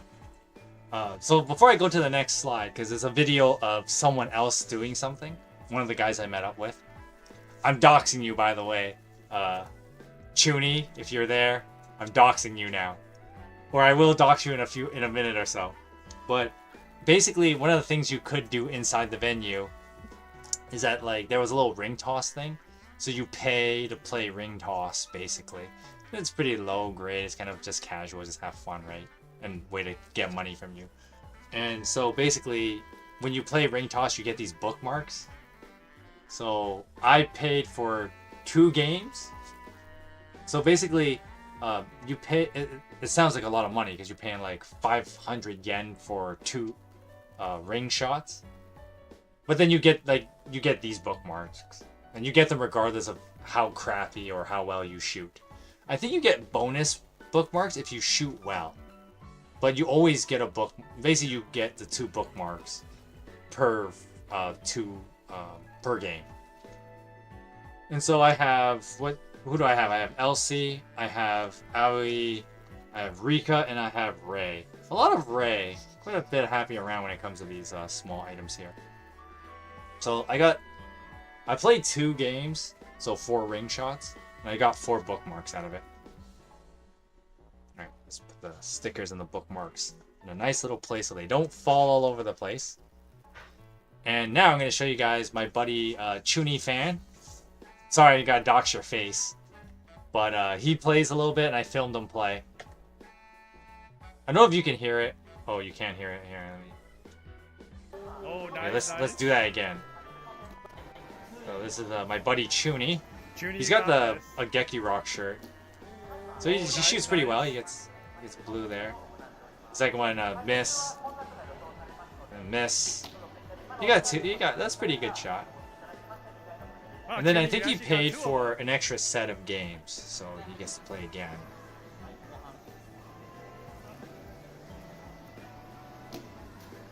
Oh, a miss. That was a weird shot. I think he gets that one, yep. And then he gets the last one too, I think. Yeah, there you go. So he gets, I think they gave him a couple extra. I think he got 10. Because he did pretty well. And so there you go. They give him his, I didn't count. I think they gave him 10 bookmarks. for his very stellar play there. So that was my buddy Chuny fan. You're on the internet now. And so yeah, I'm playing some ring toss. So a bunch of us ended up meeting up and hanging out for a bit. A little bit of a funny story. So remember earlier when I showed you that picture of me taking a picture of myself, and I was like, this is what I look like. Well, when we had to meet up with one of the other guys, he didn't do that. So he would say like, oh, I'm wearing like khakis. I'm like, you know how many people that this, you have any idea how little that narrows it down? You know, get that Batman Beyond meme. And he's like, oh, I got my Nochio, the little animal mascot in D4 DJ. It's like, also, you have any idea how little that narrows it down? We eventually found him, and we found some other guys in the D4 DJ Discord, and so we all went for pre-concert. It's kind of weird to call it dinner because it's like it's not even 5 o'clock yet, but we had to eat early, and you want to eat a little bit before the show, so you're not hungry during it. Because you have no idea if you were hungry during the show, it just throws off your concentration. And come on, you're not gonna go to something like D4 Fes and then get thrown off your concentration because you're hungry, right? Like, come on, be smart. So I had some wonton noodle, and this is us. I'm doxing some of the guys on the Discord server, but we were hanging out and having some dinner.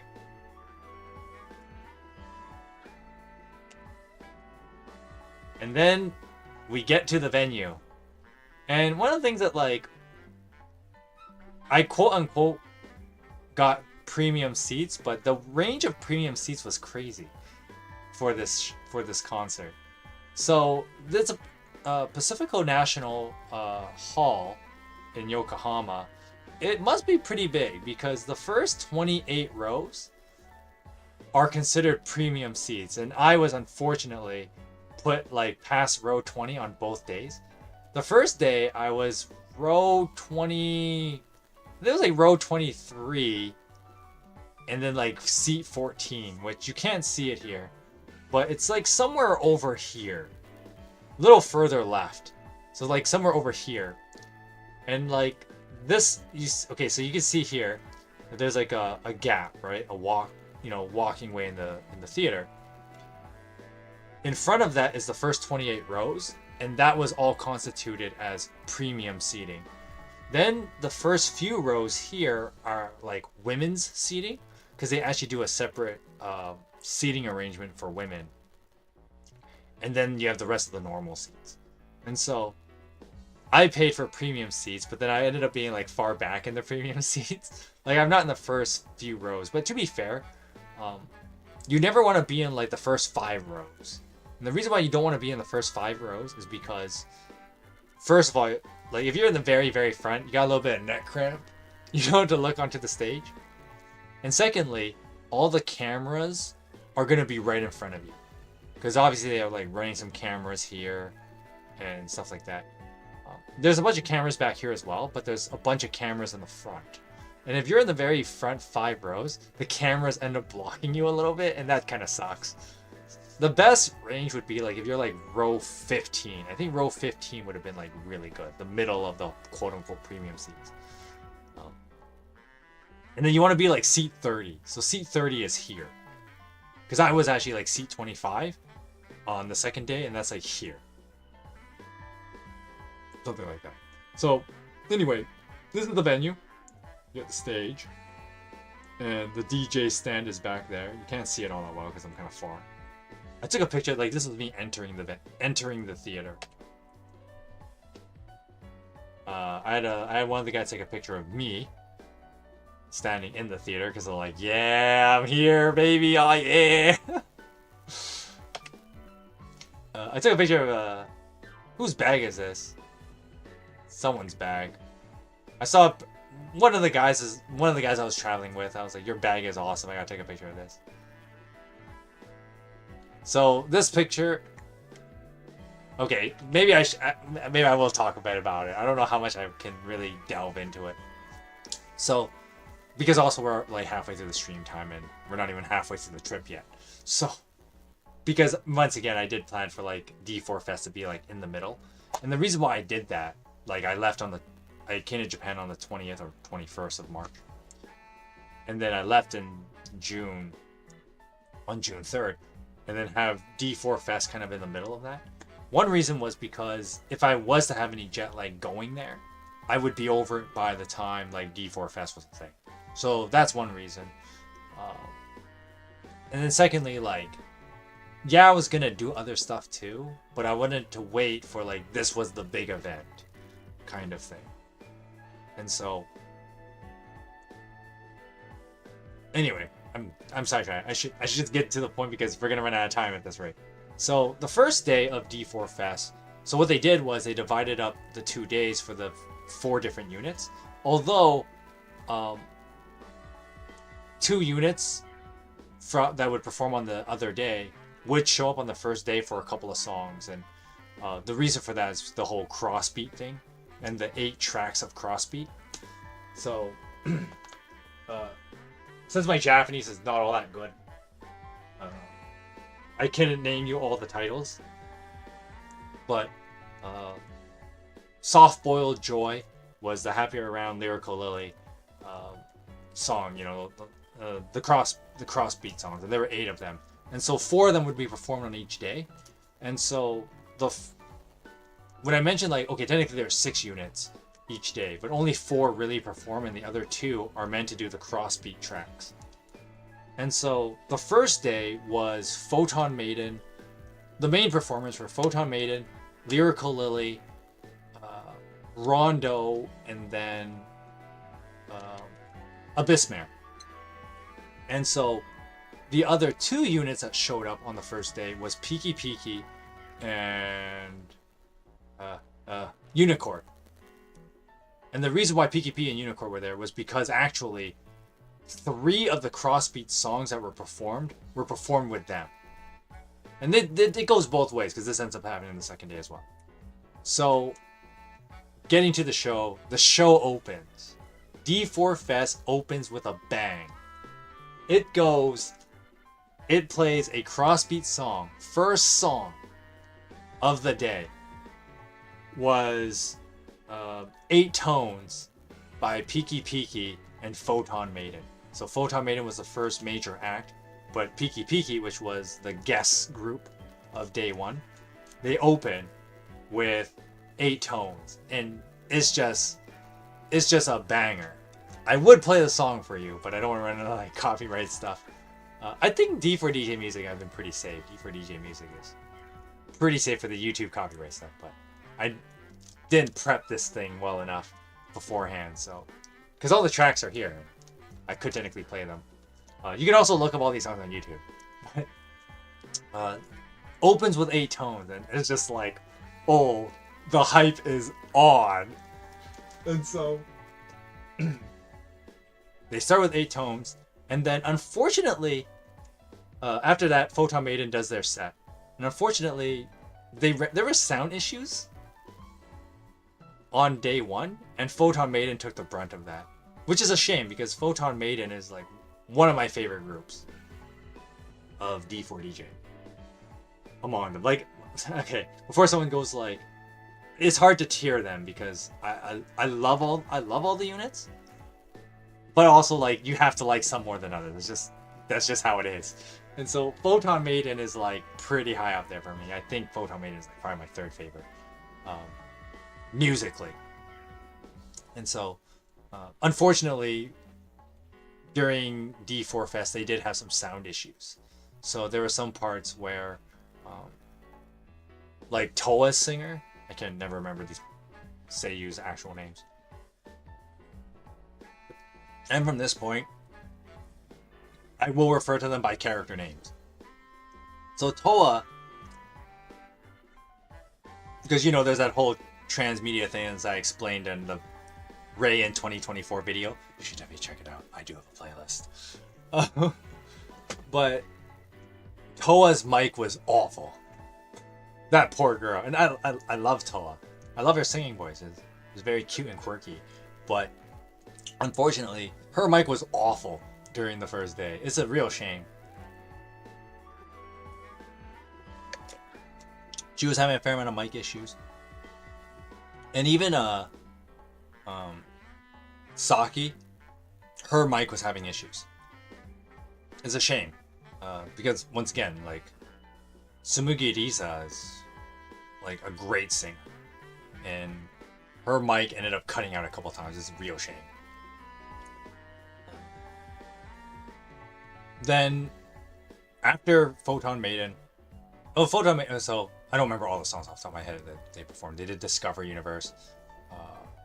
They did 24, which was hilariously funny because, so 24 is a love song that Photon Maiden does, because Photon Maiden has a few of those, like, I know a lot of people weren't fans of like the love song phase of Photon Maiden because they had like 4 songs that they released one after another. They were all love song based.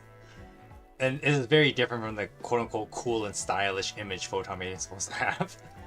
But 24 is one of those songs. Not only is it a love song, but it's also in English. And so they put Japanese subtitles on screen. And it's just funny because like it doesn't translate all that well. The English love song into Japanese wording. And it's just kind of funny. But they did 24. They did Discover Universe, as you always do. Discover Universe is like the song for them to do.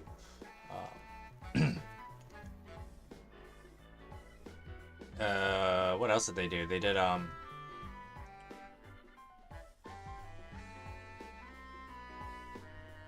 so I can't remember what's on my head anymore.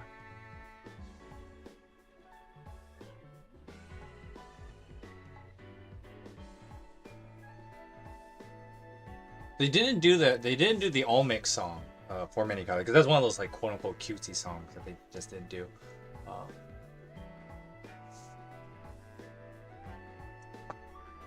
But it's a shame that Photon Maiden had like mic problems. Then the second one they did Lyrical Lily. Lyrical Lily was a fun act. They did a lot of Lyrical Lily did like 2 medleys in theirs, which was kind of interesting. They did I Wanna Be a Cat, because you gotta do that song on Lyrical Lily. They did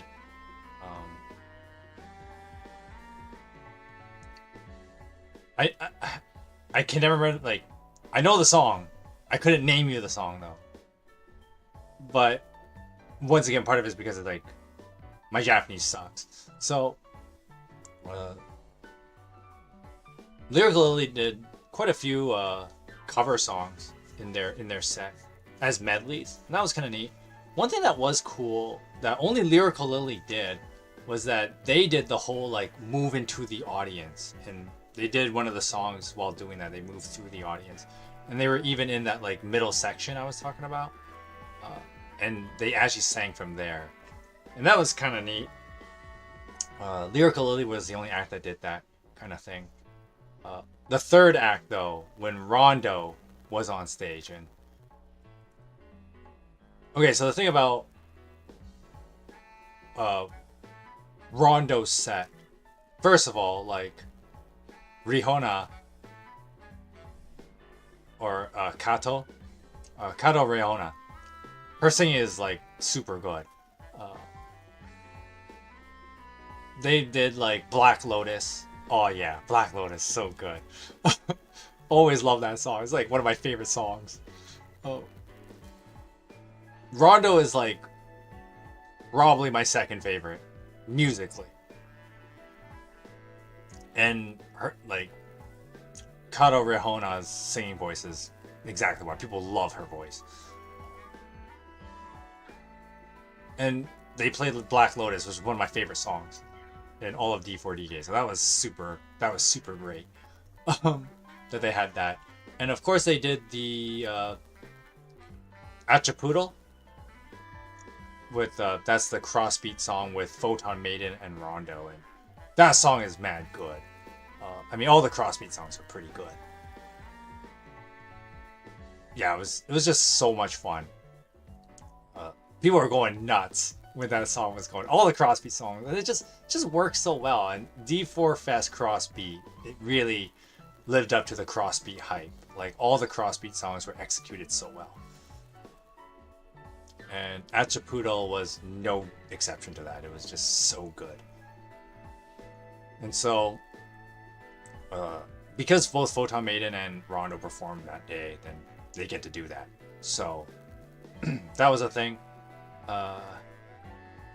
They actually did Tokyo Teddy Bear, which is one of their covers, and I was told they had never done that live yet, the Tokyo Teddy Bear, and so there was a cute thing where Hiro, she actually holds like a giant teddy bear on stage. It's pretty great.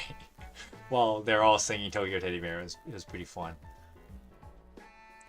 And the reason why they do, like, Rondo did a cover song during their set was because it's funny because in most of the Rondo original songs, only Kato sings. The bulk of like Rondo songs, like their originals, and they didn't do Prayer. To be fair, they've done like Prayer so many times. That's the other song where like more than just Tsubaki sings. So it was nice that they did that. It was very it's a very fun set. Rondo's is very fun because of course Nagisa just going hard on the guitars. It's always fun to watch. And because me being on the far left side of the stage, you actually, well, of course I was like 23 rows back, but when you're close to the left of the stage, then you get to see Nagisa up close. Relatively, right? I'm in the 23rd row, so not really that close, but it is what it is. And then the final set was Abyssmare, and Abyssmare was like, it's super good. First of all, you got Mayan, right? She's a legend in the Japanese music world. And they did, because Abyssmare is one of the newer units, right? So they don't have as many songs, but they nailed all the good ones. Get into the Abyssmare, Winner.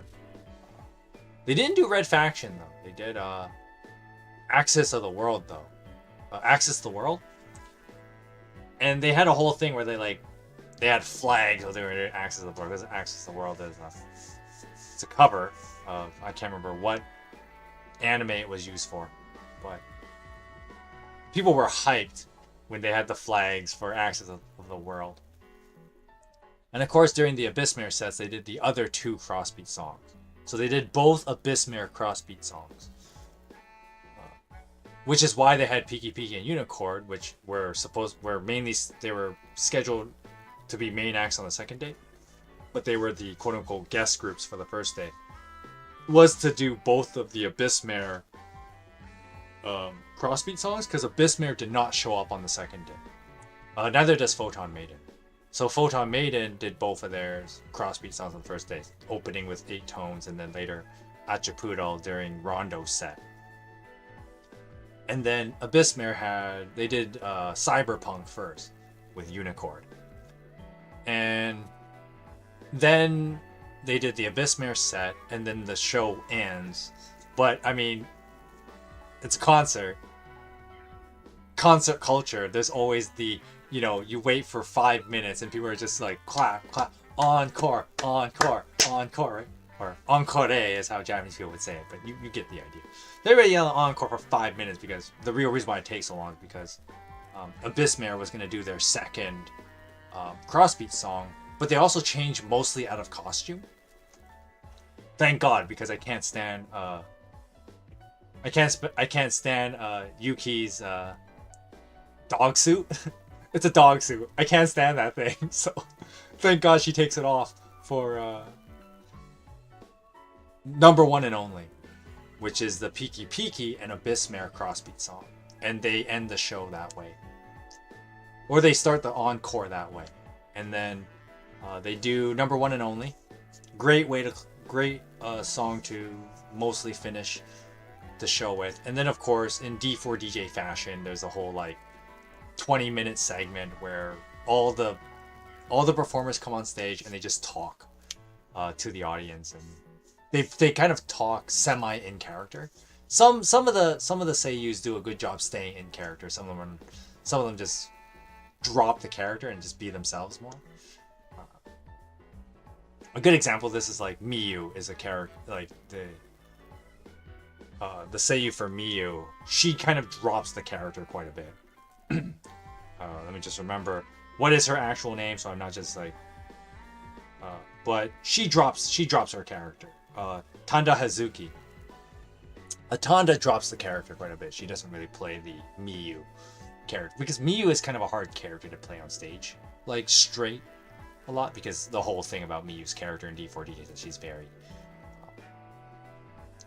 she's very slow spoken and very like reserved. So it's kind of hard to have that that character on stage all the time. But like Nagisa's character being obnoxious is Nagisa's character. And the Seiyu is also pretty obnoxious at times. But they kind of talk to the audience for a while, and then they end the show with Love Hug Groovy, like a modified version that has the 6 units there, and they do Love Hug Groovy to end the day because everybody's on stage, so you might as well do that song. So that's how the first day ends. Then after that, we hang out for a bit. Okay, now I remember whose bag this is. This is no, it's not Sonic's bag. Maybe no, I took a picture of Sonic's bag later, so this is not Sonic. Anyway, I got off track. This is day 2, and day 2 I was like, I'm gonna wear the D4 DJ merch on day 2.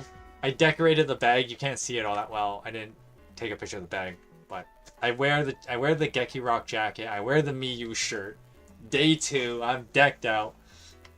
I'm ready for D4 Fes Crossbeat day 2. And there, oh yeah, so I got there kind of early because I wanted to be a little bit ahead of like the merch line. It's because I wanted to get a much faster queue than I did on the first day. And I took some pictures of some people. And this is what I'm talking about. This guy here, he had like pretty sick bag with his, got a fair amount of Kyoko, his Shinobu pins. Like, he's got a lot. He's not, like, once again, there were people with way more stuff than this guy.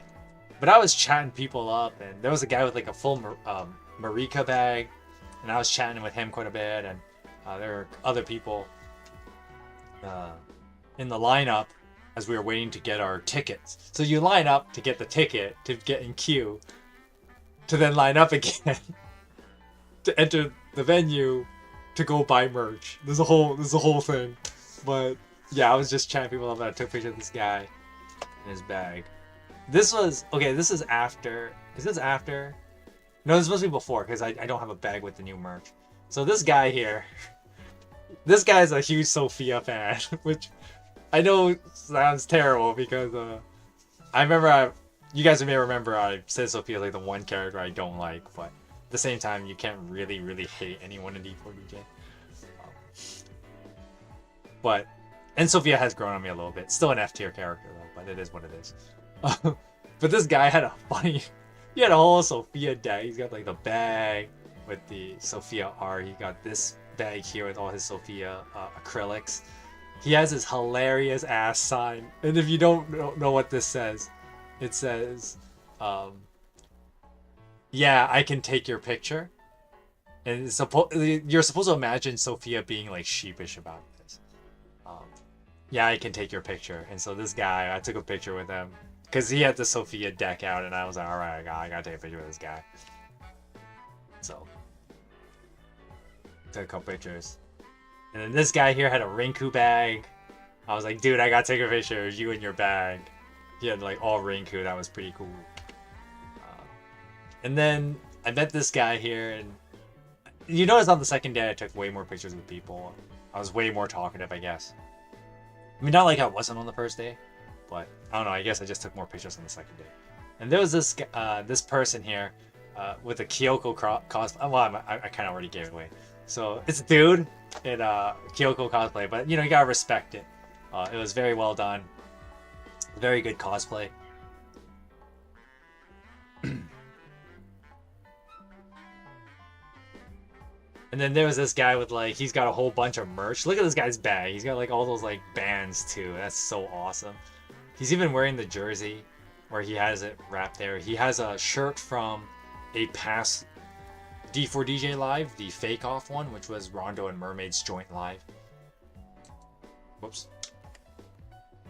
So this guy had a pretty cool bag. There was this guy here with his Shinobu cosplay. So I took a picture of this guy. Because if there was cosplayers, you gotta take pictures with them. And then there were some people who were just like chatting up. I guess I'm not holding the bag yet, so maybe I didn't buy the merch yet. I feel like this was after. I don't remember. This must be after. But there were a couple people who were just chatting up, talking about D4 DJ. Despite my poor Japanese, I just like, you know what, doesn't matter. I'll use Google Translate if I have to, and just talk to people about D4 DJ. Because that's why you're here, you know, it's a big part of going to D4 Fes, is just like connecting with other fans. And so, yeah, I took pictures of some people. That was fun. Oh yeah, okay, see, it must have been after, because you can see in front of us. In this photo, you can see it. This is where, like, I put the stuff down so that we could take the picture. And then there was this Mooney cosplayer. And that's a super cute Mooney cosplay. That was super good. Based on the 2nd anniversary outfit for Mooney. It's really good. Except for the bunny. If you notice, this bunny ear is like damaged. Oof, I guess. But it is what it is. And yeah, it was super nice Mooney cosplay. Yeah, there are tons of people. Tons of people. It's one of those things that, like, I wish Bushy Road just took notes about, like, yes, you have a huge fan base. Please put more money back into D4 DJ. You know, hire a new writer to write your new relation stories. You know, don't use AI translators when you messed up the a bad cynic doggo, you know, stories. Don't use don't use AI translate. Actually hire a translator. You can get money. You have fans of D4 DJ. Like, respect that, please, Bushy Road. Anyway, went for some dinner. Pre-concert dinner.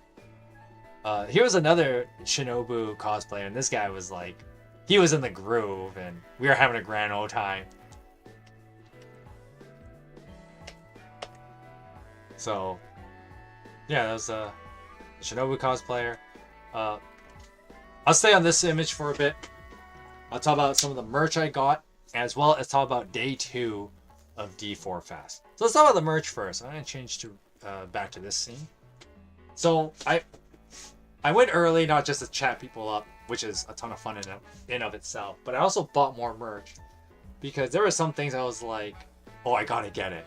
You know, after seeing it on day 1 and stupidly not, hang on, let me see something.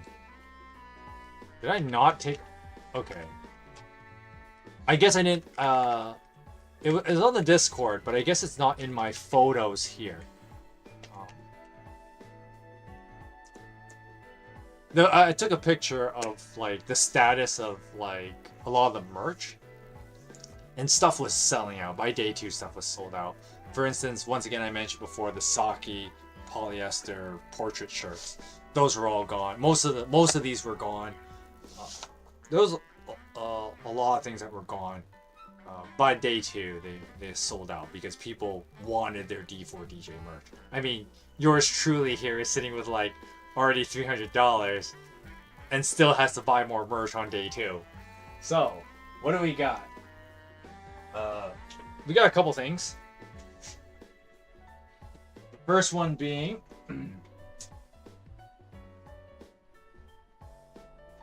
okay, so I bought 2 more shirts.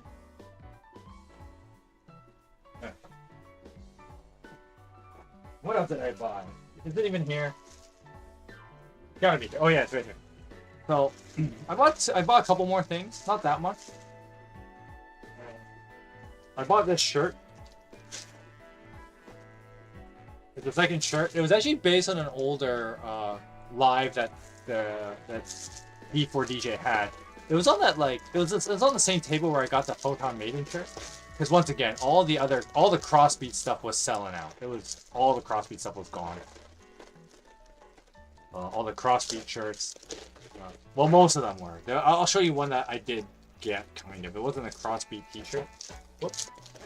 I'll have to pick that up in a second. But unwrapping another shirt. And this shirt was from an older live. But when I saw it, I was like, okay, I gotta get it. It's a really nice shirt. I think it's worth getting. I gotta, like, rotate my shirts. And also, one of the things that's tricky, too, that, like, you know, you don't want to damage these things, because these are, like, I'm not gonna be able to get these again, basically. So, why is it sticking? Anyway, I got this, I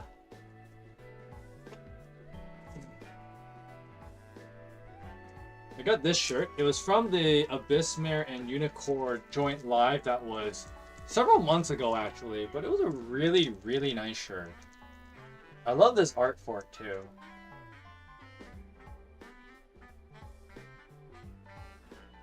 Michiru does look quite different, because I think they tried to do like a semi, kind of make him somewhat based on, well, I guess it's just an artist liberation thing, because you don't really notice it with the other characters. It is just funny that Michiru looks quite different from her, like, quote-unquote anime sprites. But that's fine. Michiru looks great all the time. And the back of the shirt just has the names of all the characters, as well as, like, D4 DJ. Star Encounter was what the show was called. The Unicorn and Abyssmare second live, because they did 2 joint lives. They're actually doing a third one. I want to say near the end of this month. I think there's a third Unicorn and Abyssmare, and then Abyssmare will actually have their first solo live. I think it's in August. Might be early September. I don't remember. So that's going to be a big deal, because Abyssmare's never actually had a solo live show. Unicorn has had one, and then they're going to have their second one at the end of the year.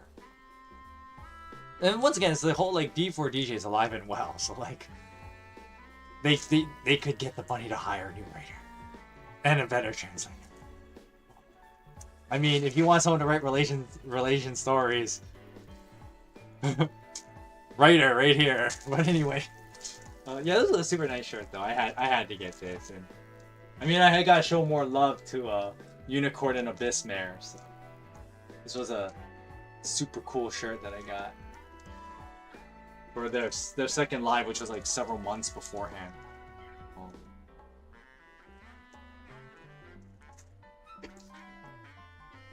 So yeah, that was one of the things I bought. The second one I bought was, it was inspired because I was like, okay, it looks so good on you guys when I met with, in that other photo. I met with some of the guys, and I met with some, okay, so, backtrack a little bit. Going back to the end of the first day, some of us went to go get food after the show. But when the show ended, like, super late, it was like, almost 10 o'clock when we left the venue, and that means most places are closed. I ended up having McDonald's twice on the same day. Because nothing else was open. But I did hang out with a couple other guys that were not in the noodle restaurant photo. And they were wearing, like, the jersey. The D4 DJ jersey. So I was like, that shirt looks super good. It looks totally worth the investment. It was a little bit on the costly side because, once again, all 3 t-shirts that I have here, each one was $40 or 4,000 yen. That was already 120 bucks. Then I'm gonna chuck, and I bought the Geki Rock jacket, which was another 100 bucks, over 10,000 yen. And I decided, you know what? I'm gonna throw another 7,000 yen or $70 for one of those jerseys. D4 DJ jersey. It looks super comfortable. It looks really good. It'll probably be really useful when, like, it starts getting cold in Vancouver. It's kind of weird because I won't be wearing it a lot now because summer's approaching. So why would I wear like a sweater jersey during the summer? Like, it's not gonna happen. I'll definitely wear the t-shirts a lot more because I can just go out in t-shirts. Which is why you notice I'm not wearing my sweatshirt that I normally wear for stream, because it's warm enough that I don't feel cold, so I don't have to wear this. I don't have to wear that sweater all the time. But I got another cool sweater slash jersey. Oh, let's go with the paper here. I got this out too. Awkward.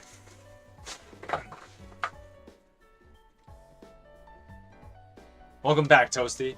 But check this bad boy out right here. Oh, look at this. It's very simple in its design, just as D4 DJ. Now, it's kind of hard to see, but along the sleeves, it has... It says Dig Delight Direct Drive DJ twice on it. That's mad cool. Oh yeah. Kind of hard to see. Because of the fold of the shirt. I'll just wear it briefly for right now, but I won't wear it for all that long because it gets super hot. I'm gonna move this camera off a bit. The mic's in the way. Ah!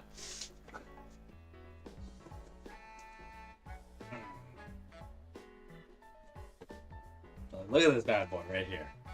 Oh yeah. Look at him. Oh.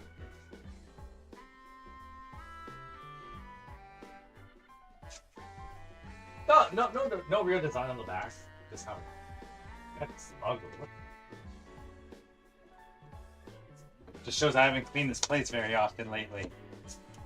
There's a huge ass cobweb there. But anyway, yeah, check this out though. Dig Delight Direct Drive DJ. Super cool. Got the nice thing here. Looks good on me. I'm liking this thing already. It's my first time wearing it. But I probably won't wear it a lot right now just because like, oh, summer's close. So it's gonna get super hot.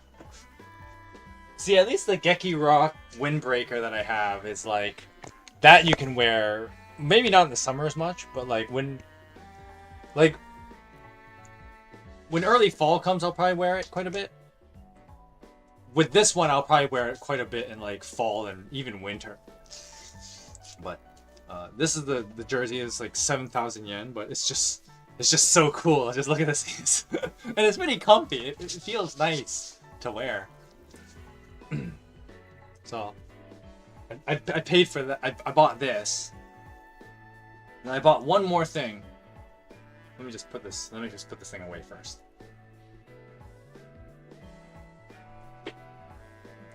I'm like piling all the clothes over here, but I don't know how long that's gonna last. I bought one more thing. A glow stick. A happy around glow stick. Now, there was actually another glow stick that I wanted to buy. It was just the D4 Fes one. But the problem was, those were sold out by day 2. So day 1, I didn't have a glow stick. As a matter of fact, there was a guy that was super nice that I was sitting next to, because me being me, I'm chatting people up even before the show while I'm sitting in my seat. And then one of the guys I was chatting up, he decided to lend me one of them, because the guy had like 5 of these things. And he lent me one of his, and that was mad fun. And so the second day I was like, okay, I should buy my own. I should have one. So I bought this one. Because the D4 Fest ones were all sold out. So I was like, okay, the happy around one. I'll buy it. These things are not cheap though. Oops. Okay, so... No, don't show that off here. Okay, so... it looks so bad on camera. You can't see it all that well. But... I got this glow stick here. See, I see red, but you're probably seeing just like blurry lights. Because the blue lighting in the background is also kind of interfering with it. Let me see if I can change this for a bit. Hang on. Turn off the blue light. Turn off this light. Maybe we can make it you can see it. Not really. You just see the hue on my face, but I don't think you can see it all that well here. So, this glow stick, it actually rotates through a bunch of different colors. So right now I have it red, then orange, pink. Okay, I hang on. Let me just change that first.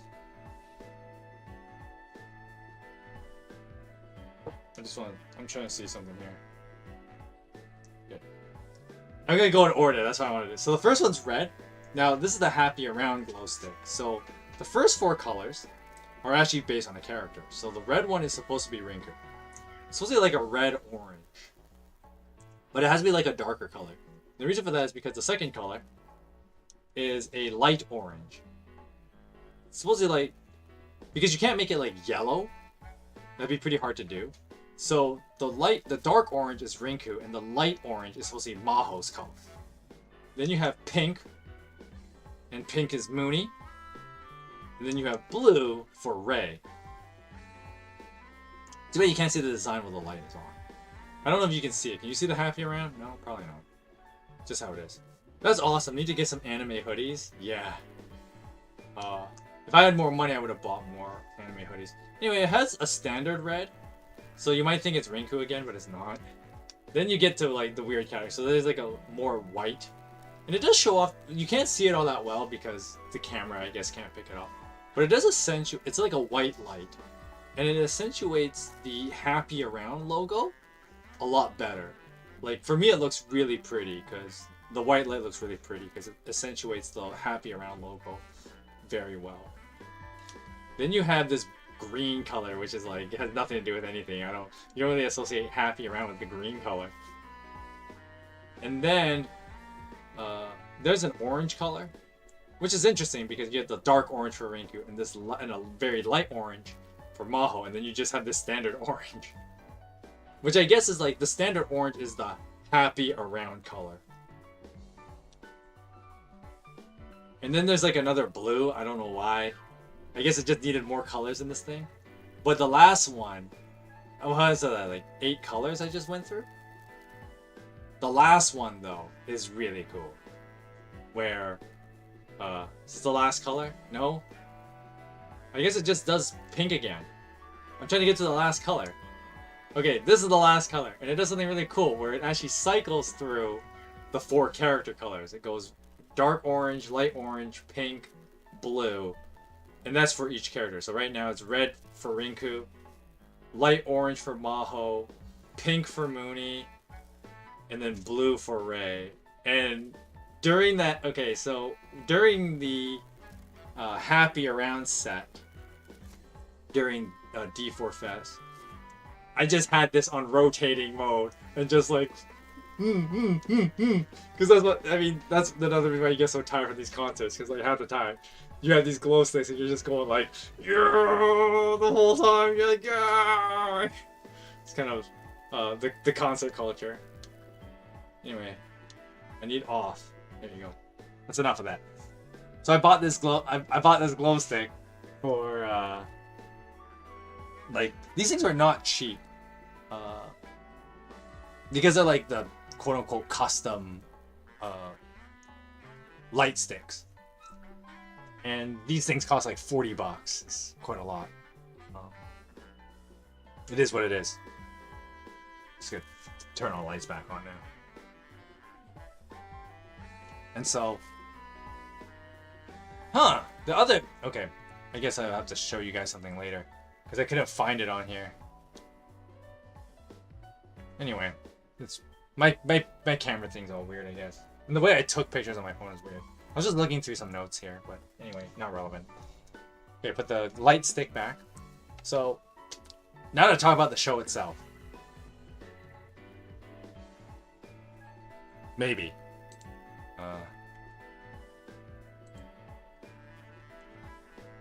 Okay, yeah, so these pictures are after. So, I'll just leave it on this image for now. And, fix my camera a bit. Too high, too high. There you go. So the second day sets. So the 4 main acts were in order of appearance. Was Mermaid. Was the first one. Peaky. No, sorry. Mermaid and then Unicorn was the second one. Peaky Peaky was the third one, and then Happy Around was the fourth one. And the 2 extra units were Rondo and Lyrical Lily. Now, if you remember when I was talking about day 1, the 2 guest units, they do the bulk of their crossbeat song. So on day 1, we had both Peaky, we had the two Peaky songs, the crossbeat songs, as well as Unicorns with Abyssmare. And so this time they were gonna do one of the other Rondo one, and then they were gonna do both Lyrical Lily crossbeat songs because they were not done on day one when Lyrical Lily was a main act, as well as they were gonna do the Unicorn Happy Around one. So those are all 8 songs if you've been keeping track. But the Mermaid as the opening act, I gotta say, I'm gonna say it. I was teeter-tottering between like, was Mermaid or Rondo the best group musically? And if D4 Fes Crossbeat being there live has told me anything, I think I may have put Mermaid number 1 now. For starters, their live performance was just so good, and their live performances are always really good. I remember watching on a stream like some of the Mermaid lives, especially when they did their Fake Off live with Rondo.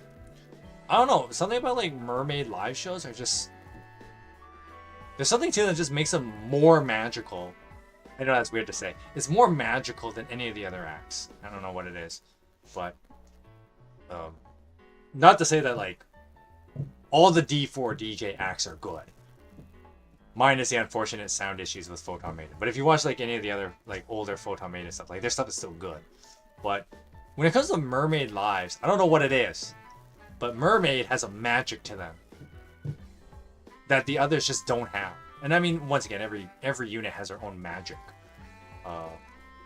in the performance. But something about Mermaid shows, I don't know, like it was just like extra special to me. And with Mermaid's opening act was no different. It was like, I thought it was the best part. The opening act of day 2 was the best part for me because Mermaid is just that good. Like Mermaid is truly special in that way, I think, for me. And the Mermaid act was so good. They just hit all the right notes. The weird part was that they did Floor Killer twice. They did Floor Killer at the beginning of the show, the original version, and then they did a remix version at the end of their set. But like, they nailed it with like Love Bite. They had Princess Advent. No. They were just nailing with all like the good Mermaid songs, and it was just like, like Mermaid is where it's at. And so the Mermaid act was just so good, and it was just a banger from the beginning. But one thing that like it took me aback, but you gotta wait for it. And did D4 Fes deliver? Obviously, Mermaid wasn't around the first day, so we haven't had any Mermaid crossbeat songs. And I was thinking like, okay, they might do what they did on day 1. They might open with a crossbeat song like they did with Photon Maiden and Peaky with 8 tones. Maybe they'll do that with Mermaid. Do one of the 2 Mermaid crossbeat songs at the beginning, but they didn't do that. And Mermaid has 2 really good crossbeat songs, but they didn't do it at the beginning. So I was like, okay, maybe they'll do it like at the end of the act or something. But they didn't do that. Instead, after they did Floor Killer the second time, they went on to the second act, which was Unicorn. And Unicorn had a pretty good act. For starters, in the Japanese servers of the game, during late May, they were doing a whole like the official, I guess, crossover between Internet Overdose and D4 DJ collab. Not crossover, collab. That was the word I was thinking of. And even though a while back Unicord already did a cover of Internet Overdose, they did a second cover of that franchise of Internet Yamaru, and they decided to do that. They did a cover of that song, and they did a medley. Well, they did like basically the short version of both songs at once during D4 Fes. So like Unicord was delivering with like, first of all, those covers. They did their Hajimari beat. They did Tokyo Dream, which was a newer song of theirs, and that was super good. Unicord had a very good act. But I gotta say, the the part that just makes you like was when after the Unicorn act, they put the mic stand to the side of the stage, and some people were going crazy. Like one of my buddies that I met, he was like, "Oh, it's time, it's time!" Because guess what? After the Unicorn act, halfway through the show, verses or verses, Mermaid and Rondo. Mermaid is back on stage. Mermaid is doing their crossbeat songs, and they're going with verses or verses first. And you've heard my opinions on crossbeat, the crossbeat album. Verses or verses is the best song out of them, even though like, so a little bit of context. So crossbeat has 8 songs. The first 4 that were released was the soft boiled venture with Happy Around Lyrical Lily. You had 8 tones with Peaky Peaky Photon Maiden. You had Cyberpunk with Unicorn and Abyssmare, and then Verses or Verses with Rondo and Mermaid. And back then I said that Verses or Verses was the best of them. Then they released 4 more songs with 4 different crossovers. They had Vital Signs with Happy Around and Unicorn. They had Number One and Only with Peaky Peaky and Abyssmare, as I mentioned, was performed on day 1.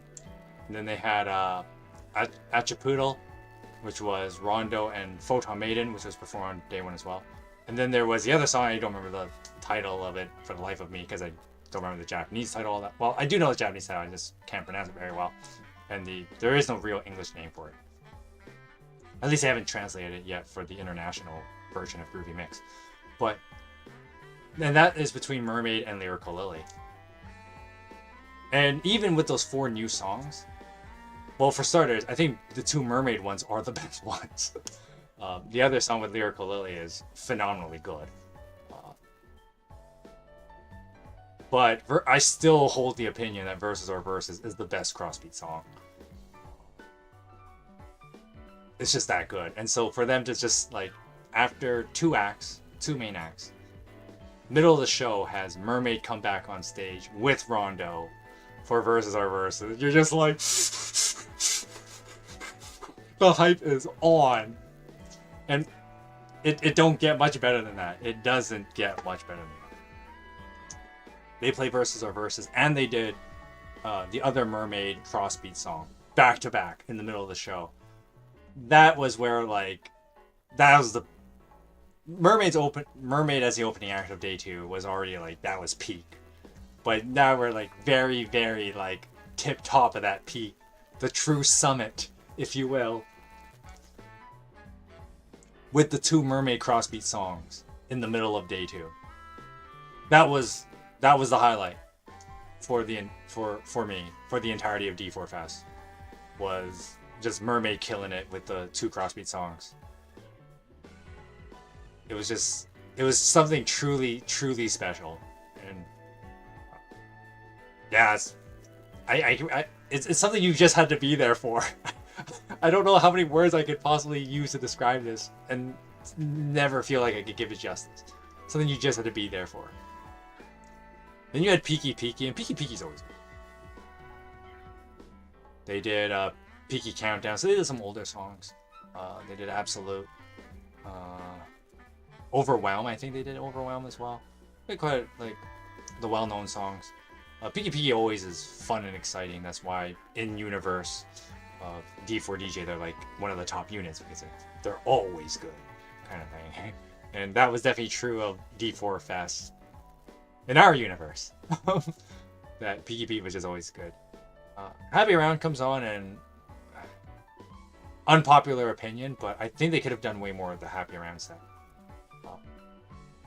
Everybody was so hyped for like the Edie Michael version, a full Edie Michael live version of Brand New World. They teased it, didn't happen though. They only did like the short version. It's a bit of an oof. It could have been something truly magical if they did Brand New World full version with Edie Michael. I think that was a huge missed opportunity for Happy Around. Happy Around played a lot of older songs. They did Dig Delight. They did Direct Drive. They did the anime opening theme song. Turntable DJ, yeah. They just did that one. They did a lot of the older songs. I mean, the reason why they would have a happy round do that is because, like, you know, it's got that nice familiarity to it, and it's songs everybody knows. You know, hey DJ, you know, everybody's jumping. Oh god, you know, 2 days of just like head banging and jumping. Oh man, people's bodies were probably just like destroyed after the 2 days because it was. I mean, once again, even though the happy round set could have been a little bit better, I think it was still mad fun. It was still so much fun, and that's what ultimately matters. That there was a lot of fun to be had at D4 Fest. They did Mooney. They did Give Me Awesome. That was a lot of fun. Yeah, it was. They Happy Round did their set, and then they did Vital Signs. So you had three. They did three of the crossbeat songs, and of course they pulled the same trick twice. So they finished with I don't remember what Happy Round song they finished with.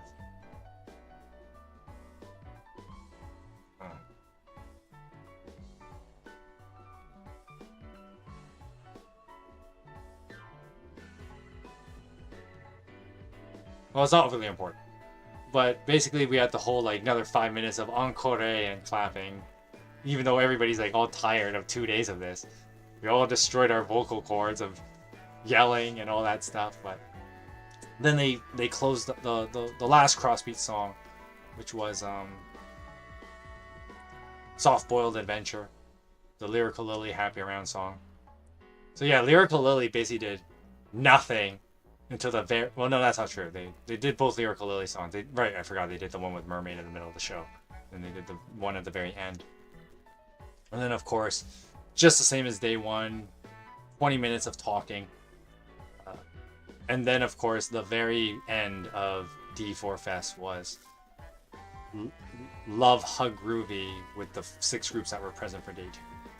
And that was it. That was, you know...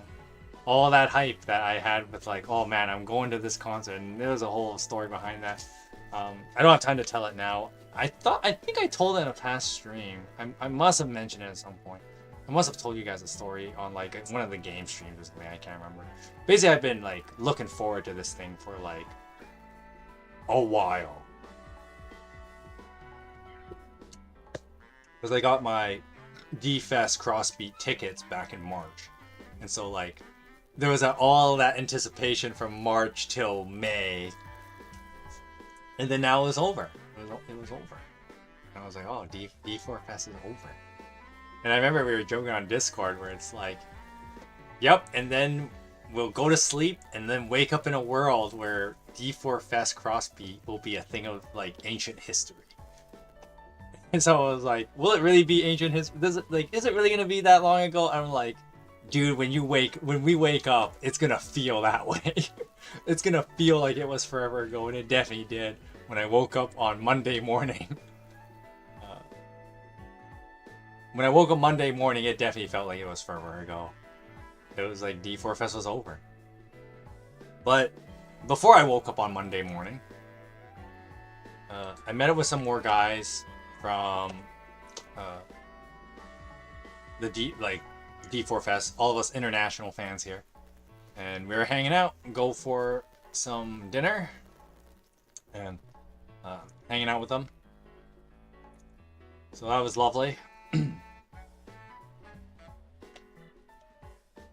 This is one of those, like, okay, so I might as well point this out. Nothing to do with D4 DJ at this point, but, like, when you go to a more higher end restaurant like this one, this is one of those things where, like, you have to buy a drink to, like, there's like a sit-in fee, more or less, and so the sit-in fee is you must buy a drink, and they're like $4 for, like, this glass of green tea that I have was $4.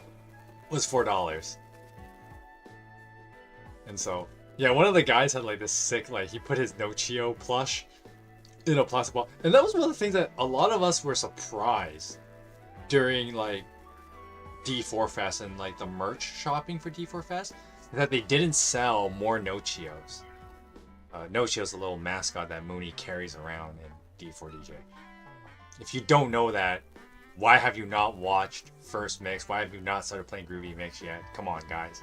But anyway, we were surprised. A lot of us were pretty surprised that they didn't sell Nochio plush. Because let's be real, you could have Nochio plush for like $80, and I would have bought it. But they didn't have that. It was weird. But anyway, this is just us hanging out and some food.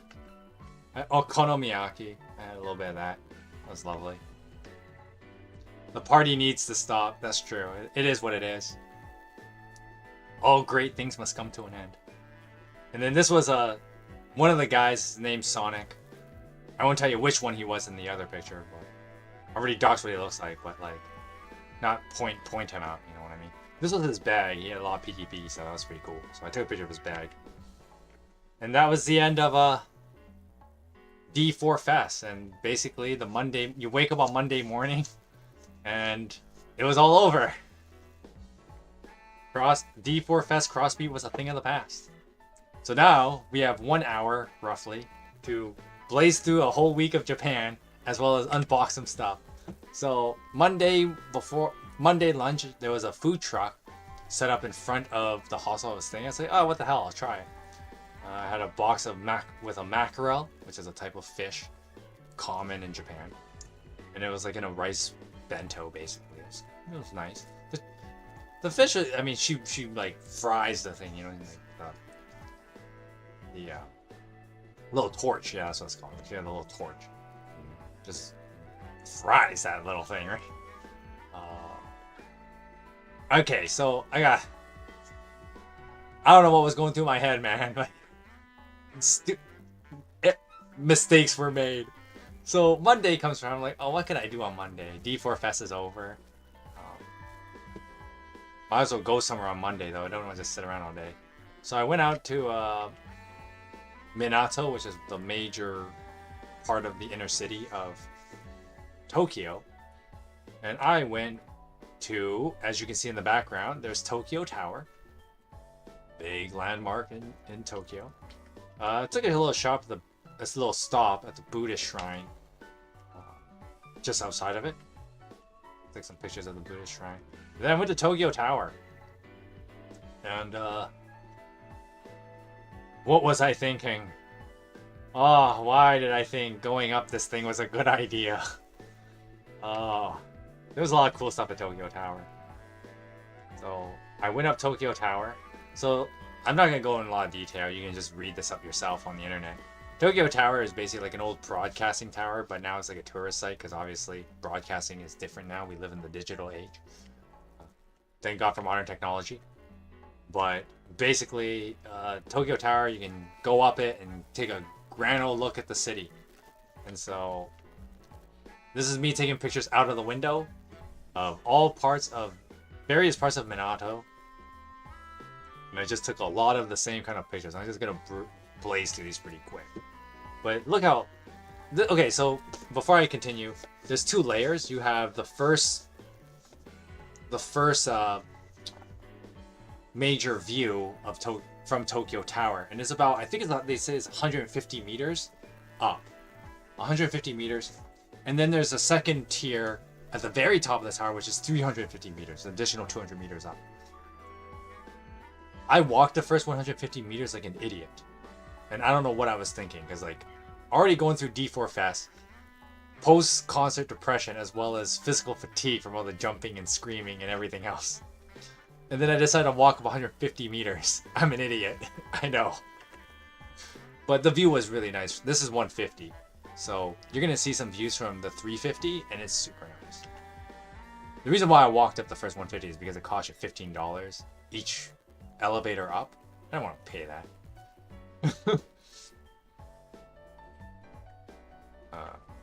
I'm still at 150. I just take a lot of pictures. I did selfies of like with the scenery behind me. That's my ticket. A bunch of other stuff. Alright. Going up. This is a picture from the elevator, so we're like going further up. And then all these pictures are from the 350. So look how like, it almost looks like Tokyo is kind of small. when you're looking down 350 meters up, and you're taking pictures of like the rest of Minato from 350 meters up. It looks so like Japan looks like Minato district of Tokyo looks very small now. Look how tiny everything looks. But like once again, this is like Tokyo. You're thinking like Tokyo is a massive city, but it looks so small when you're that high up. You're scared of heights? Well, don't worry, you're not gonna fall out. But look at that, look at that. You can see so much of like Tokyo when you're 350 up. It's very cool to see. I did some selfies. My attempts, alright? It's kind of hard when you're traveling by yourself. But look how small Tokyo looks. Oh, I zoomed in for a little bit for some of these. But look at that. Like, Tokyo looks so small.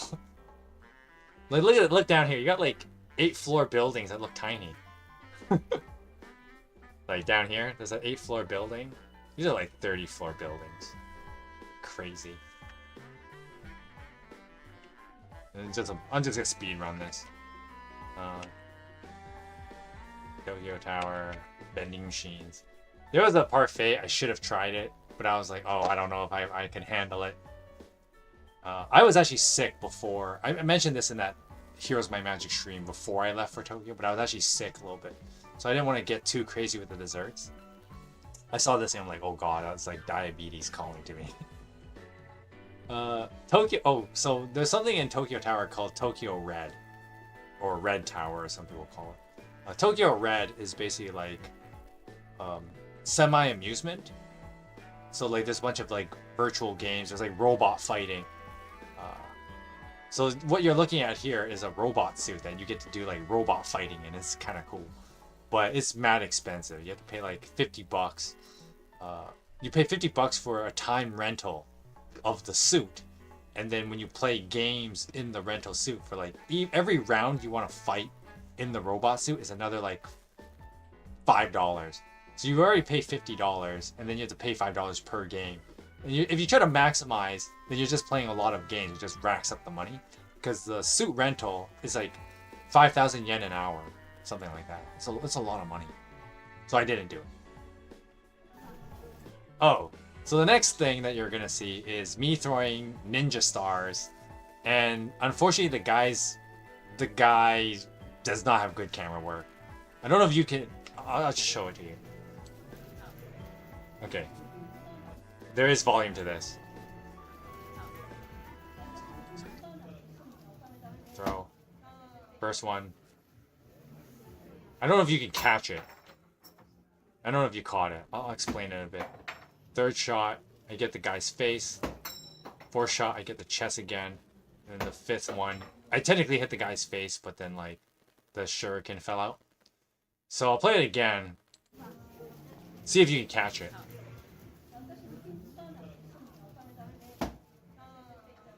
First shot, right in the chest.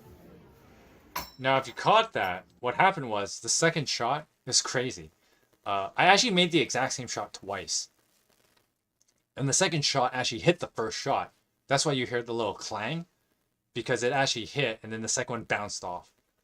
Hey, Swear Jar, welcome to the stream. So I was actually pretty amazed I actually pulled that off. And then the rest of the shots are pretty normal. Third shot, I get him in the face. Fourth shot, I get him in the chest again. And the fifth shot, I get him in the face, but the shuriken didn't stick. It's a shame.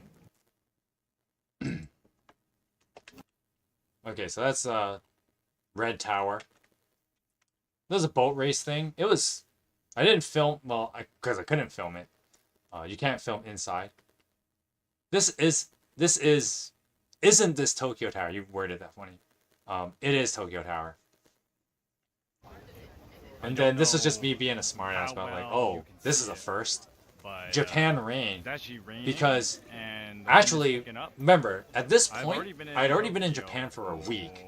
And it did not rain a single time during that whole week. And it was like super sunny and hot the whole time. This is gonna be a first time going through But I was like, oh, Japan. I'm in one of those famous like it's a rain episode in like in anime. Weather. So, I'm in a rain episode all of a sudden. So There I we decided go. to just document that. having a matcha strawberry drink. That was kind of interesting. So I ended up eating at this place. Oh wait. Yeah, there.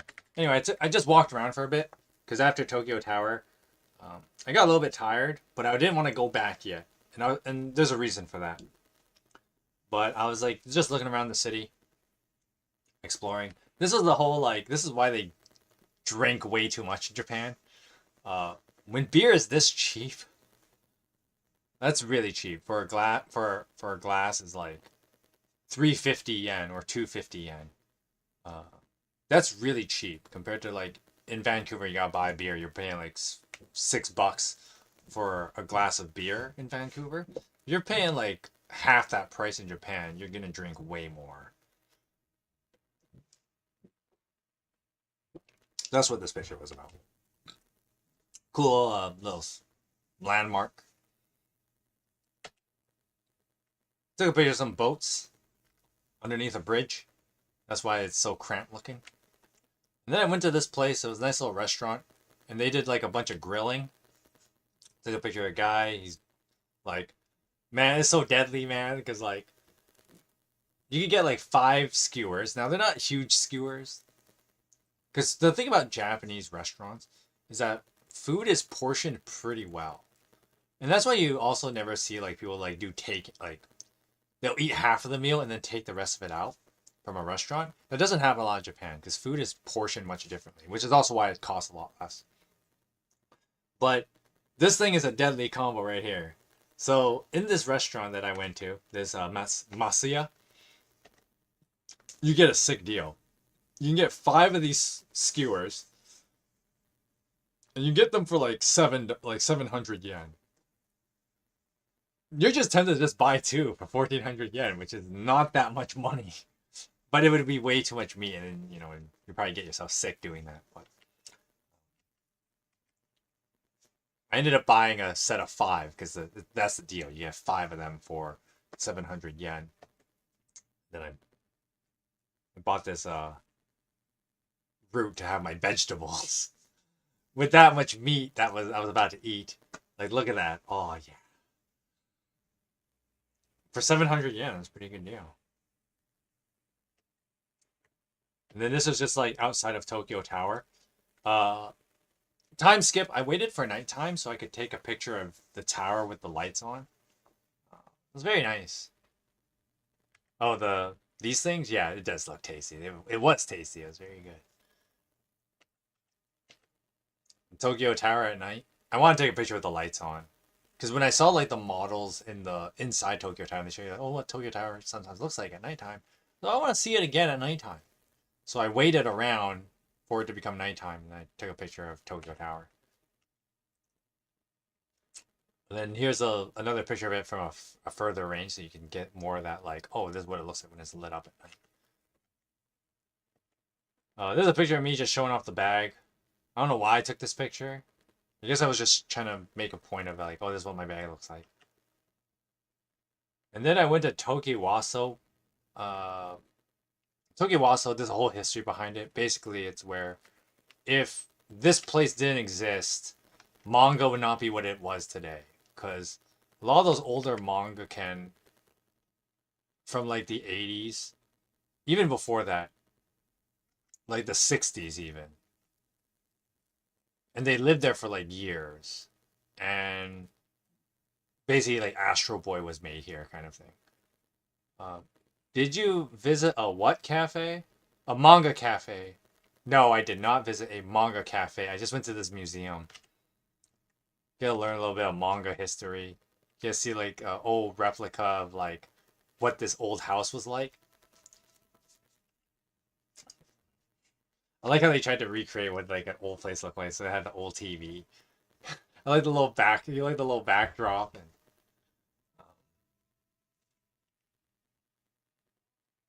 living expenses back in 1956.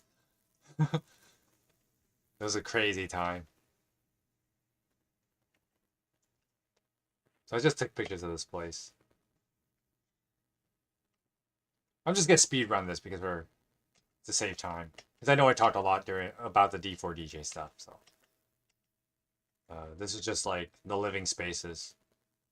Because like guys lived here and while they were making their manga. It's crazy. And then some other like little stuff.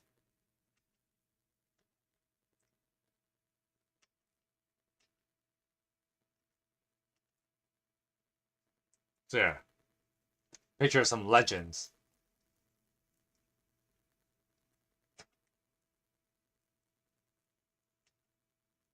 And there's some things you can't take pictures of in the museum. That's why there's like some things that they have to tell you photography is okay. Other places, like for example, they'll have like old manga flip to a certain page. You can't take a picture of it because the light from the camera could possibly damage.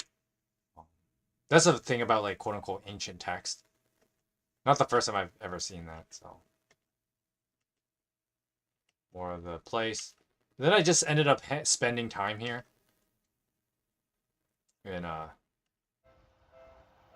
yeah, took a picture of a train passing by. Oh yeah, it was raining that day.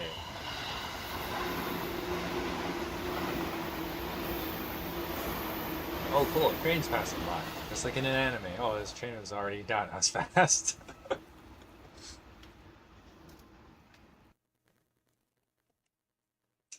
Me eating more fast food in Japan.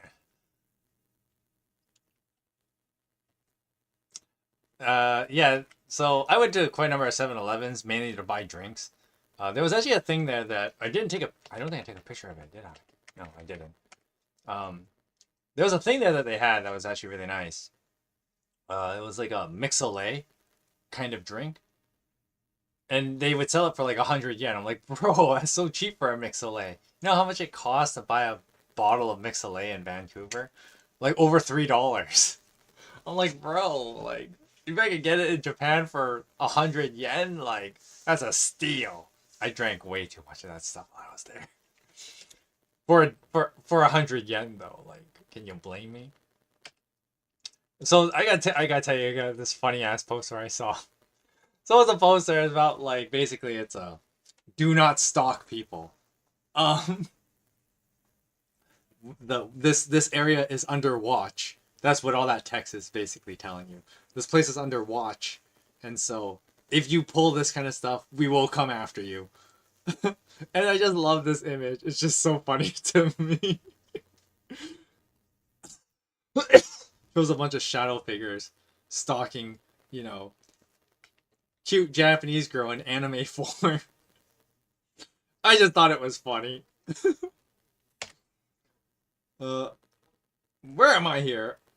Am I back in Ikebukuro? I'm back in Ikebukuro, aren't I went to Ikebukuro 3 times.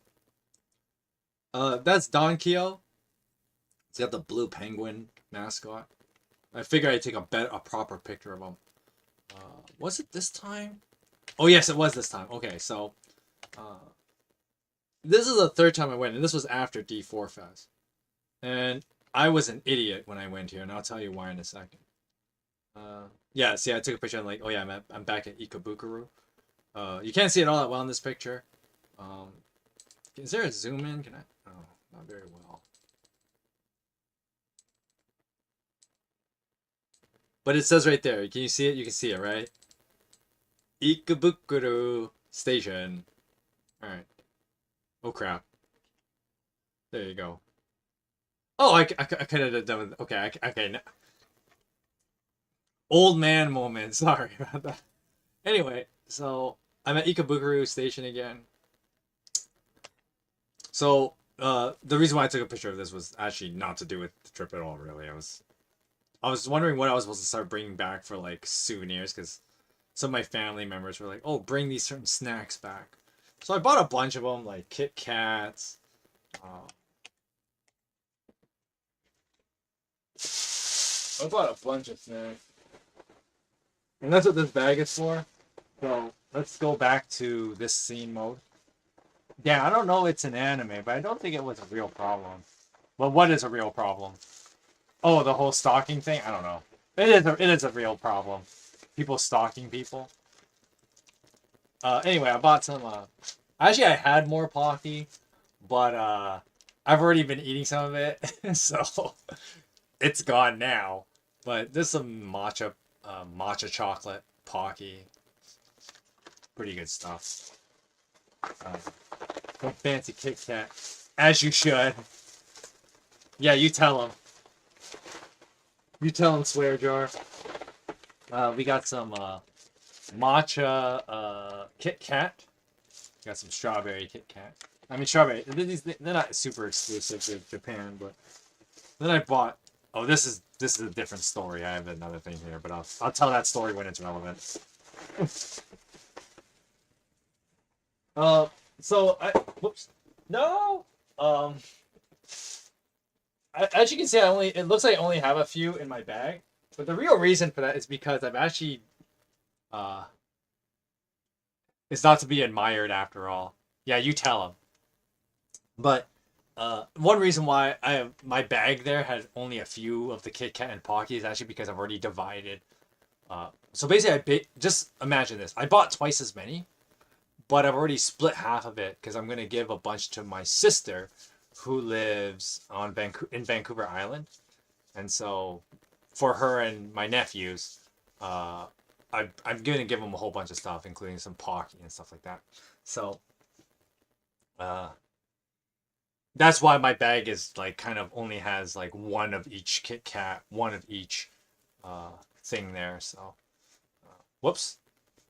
Oh, I realized this whole time I wasn't even in the right mode. Kit Kats, there you go. And then, oh, this is a cool thing. And I was making jokes about this with my friend, who's also a Quint fan. I was like, how appropriate. If you're gonna do more quintessential quintuplet collab, you gotta sell it on the 5th floor. That's what this sign here says. So well, it's gonna be Quint stuff. You gotta have it on the 5th floor. It just makes sense, right? And then there was this, and I will look back on it now. I'm like, I was such an idiot. So, I saw that there were all 5 of these Quints here, and it was actually pretty cheap, like 2,000 yen each. I should have bought a bunch of them when I was here. But I didn't think of doing it because I'm like, well, I'm gonna go visit Akihabara, and who knows how much I'm gonna buy in Akihabara. So I didn't want to spend too much of my spending money here, but I should have. When I was here though, I did buy one, and you can't see it all that well, but there were 2 Ichikas, there was 2 Mikus, as you can see the second one there. There's 2 Yosibas, and there's at least 2 Itsukis. But there was only one Nino, and I bought the one Nino, and she is right here. Oh yeah, I bought the Nino plush because I'm like, you got it. I gotta get one. I gotta have one. So this is the Nino plush right here. It's supposed to be like all the Quints in like cute dinosaur pajamas. I think that's what it's supposed to be, and it's adorable. How do you not think this thing is awesome? And it's only 2,000. It's only like, well, I mean, it's kind of expensive. You think about it, like $20 for a plush. But I mean, plushes can be pretty expensive. I don't know how, because I don't buy these things in Vancouver, obviously. So I don't know how much these things would cost, but $20 is pretty good. I don't know how well you can see its proportions to my body. It's like 8. It's about 8 inches, I think. So I got the Nino one, but what I should have done was I should have bought all 5 of them, and I'll tell you why later. So sorry, Bridal Iski, you got to move over a bit because Nino plush is gonna sit here. Oh, I forgot to open this up. I'll do it in a bit. Over there for now. I'll do more unwrapping in a bit. But yeah, that was really dumb. I didn't buy a bunch of them. I should have though. Me leaving Ikebukuro. Okay, not leaving Ikebukuro, just walking around.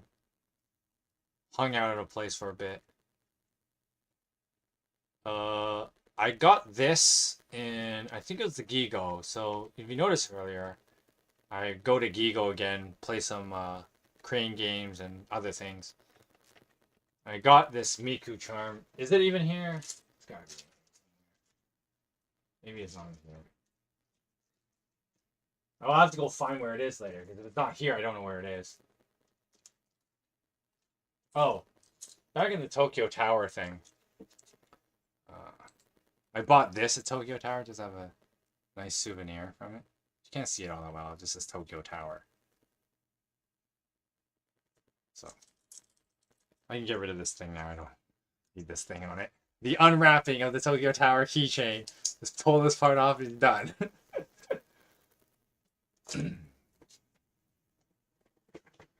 God, this garbage can is getting full. It's got all that plastic in it.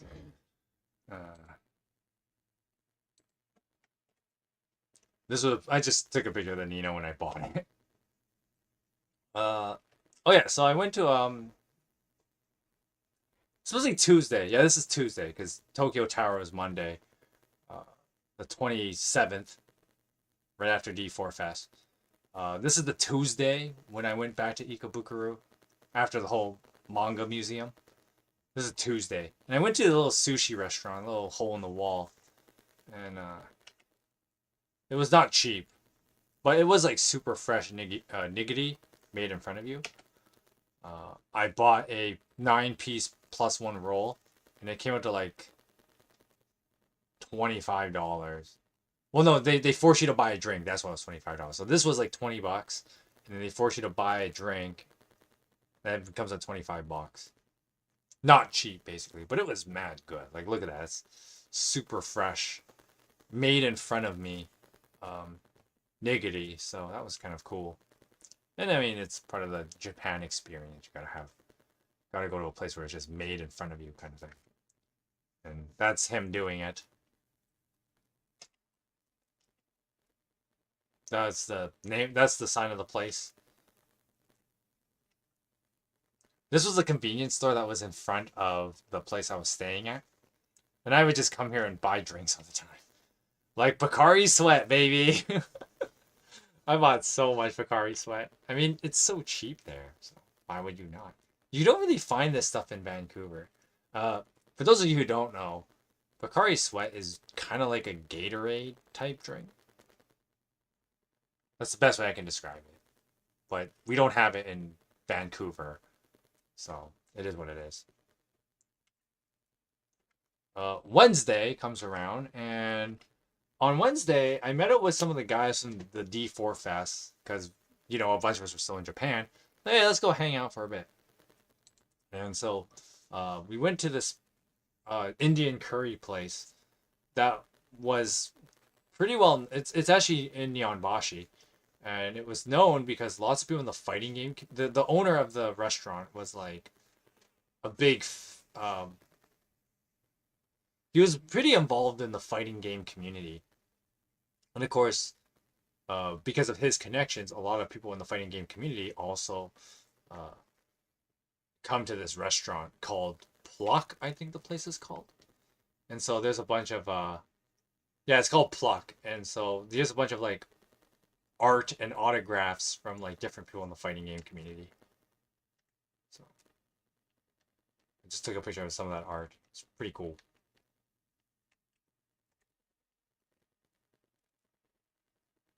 So we had some Indian curry in Japan, because why not? This is what I had. The 3 sauces with some rice. There's a picture of some of my buddies from D4 Fes. We're just hanging out. And then, it was one of those funny things where when I was making my original itinerary for my Japan trip, I was like, okay, I'm going to spend 2 days in Akihabara. I ended up spending 4 days there, or going there 4 different days. The Wednesday was the first one because after I finished eating curry with my friends, we're like, oh, Akihabara is super close. Let's just go there. And so we went to Akihabara. Some pictures of buildings in Akiha, or Akiba, as most people call it for short. A big big posters, Bandori banner there. We went to Gamers. Of course, you gotta go to Gamers at some point. A nice anime store. We end up going to the D4 DJ shop in Gamers. Well, Bushy Road with their D4 DJ and Bandori. That was a cute thing with like Yuzuki, so the singer for Miko in D4 DJ. And then some stuff. The Bandori store has a bunch of cool stuff, so took pictures.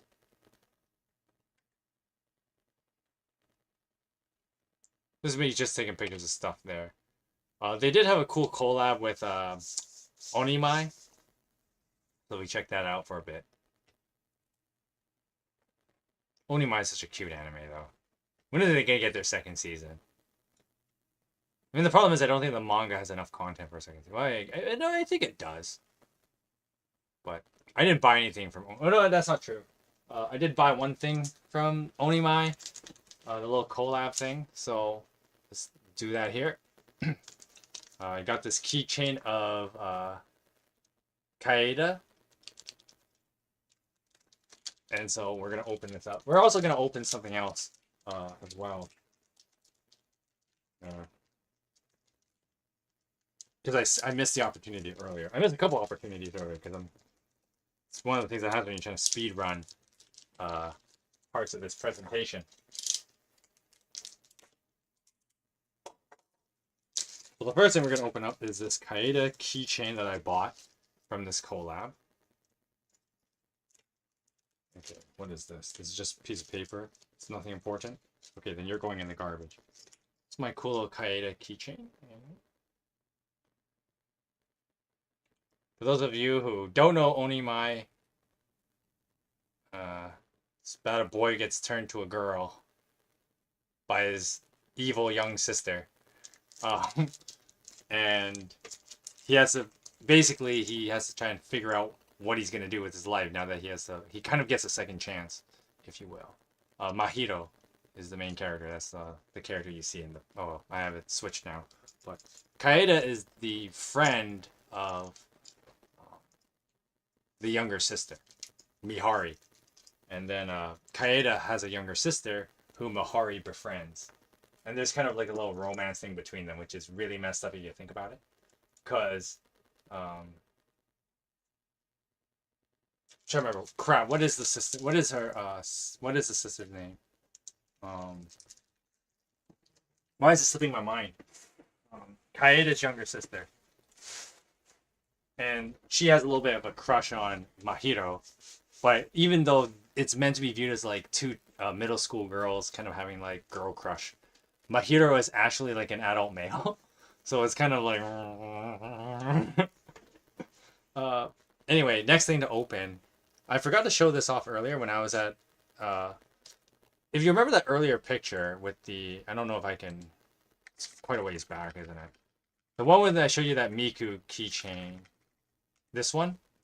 I also got this Itsuki coaster. So now when I have my cold drinks while I stream, I actually have something to put it on. And not just let the water drip onto my desk. I just have to show that for a little bit. Anyway, back forward.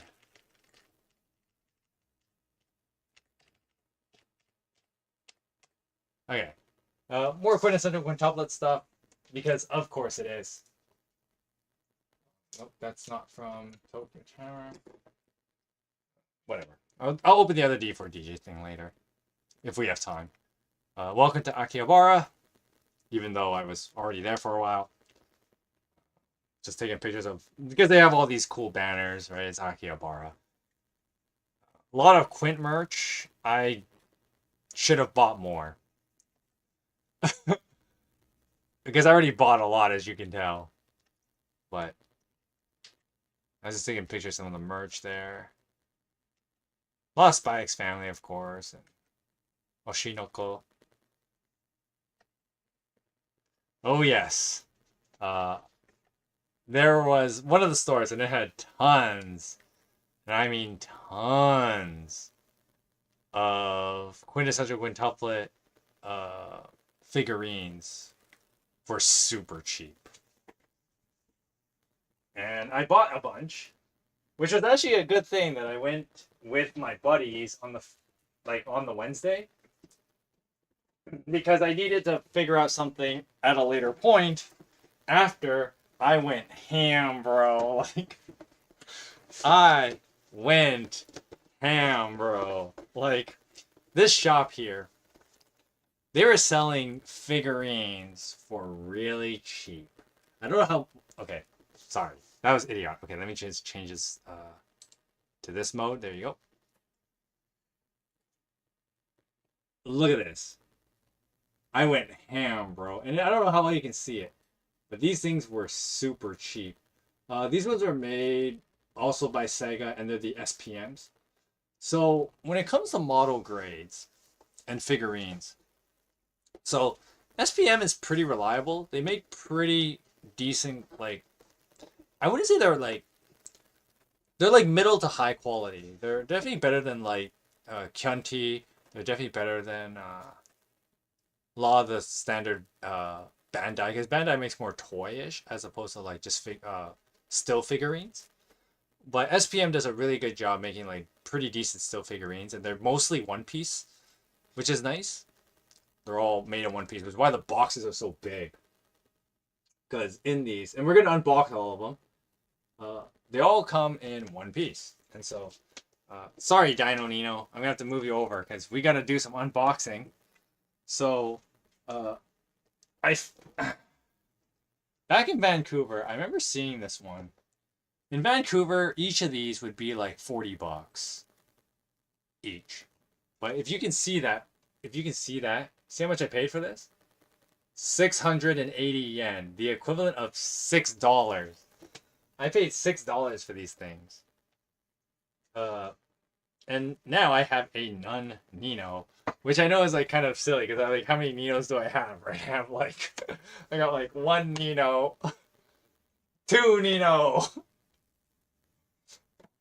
I probably I have another Nino somewhere else. I'm pretty sure I do. I have tons of Ninos. Uh, I mean, Nino is the best sister. So, anyway, we're gonna open this box now, and I have a Nun Nino. And I got this thing for like 680 yen. You know, like that's mad cheap. Oh, what I always forget that there's tape on the side here too. How many of these have I? Oh, how many of these have I bought and I still don't remember that? Come on, open up. There you go. So I got my Nun Nino unboxing. Da, da, da. Oh, I can't do the full setup now though. It'll eat way too much time to do that. Well, let's get Nun Nino set up. Put this over here somewhere. I got to figure something to do with all these boxes when I'm done with this. That is post-stream Michael's problem.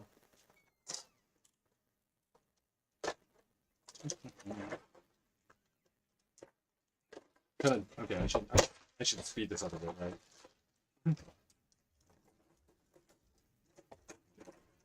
We'll deal with that. Deal with that in a second.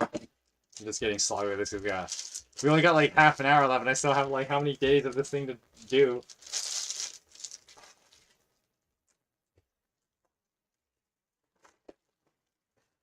That's a very nice figurine. That's Nun Nino. So pretty. She's pre-haircut version though. And okay, that's not how that goes.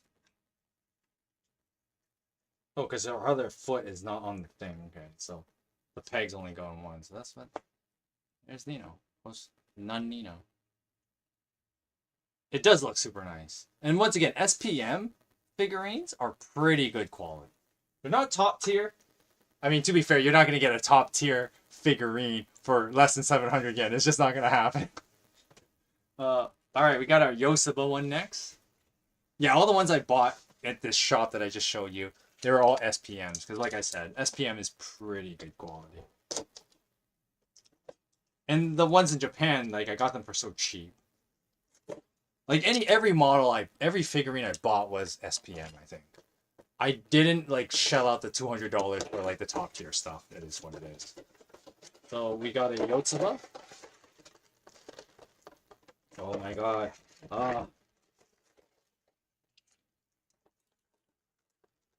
Thanks, Tosi. They do look great. I know it's like, oh, I'm showing favoritism to certain sisters. Like I bought 2 Isuki figures, but I didn't buy any Ichika ones. I didn't buy a Miku one. And you think I would share my love for all 5 sisters, but it's not easy. And I ran into a problem at some point when it came to buying all these figurines, and I'll tell you more about that when I'm done unboxing all these things. Kind of do this as fast as I can here.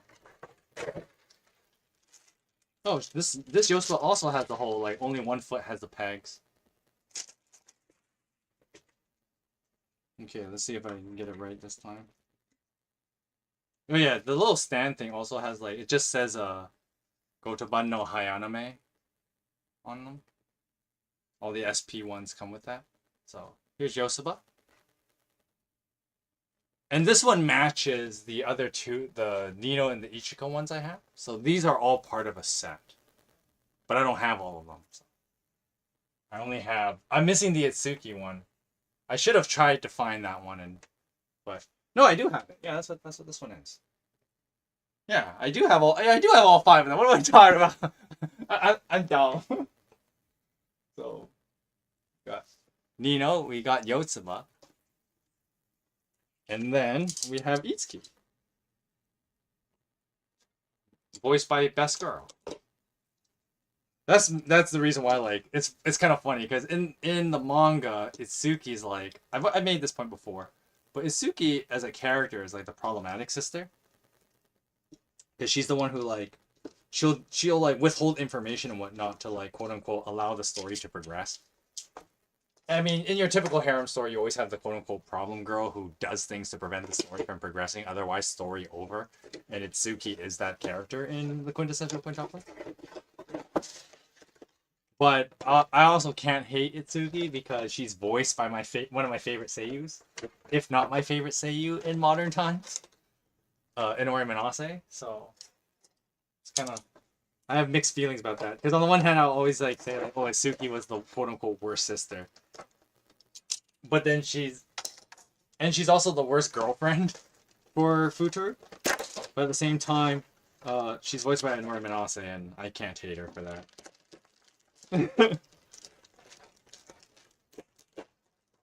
Bias is getting in the way of being objectively logical.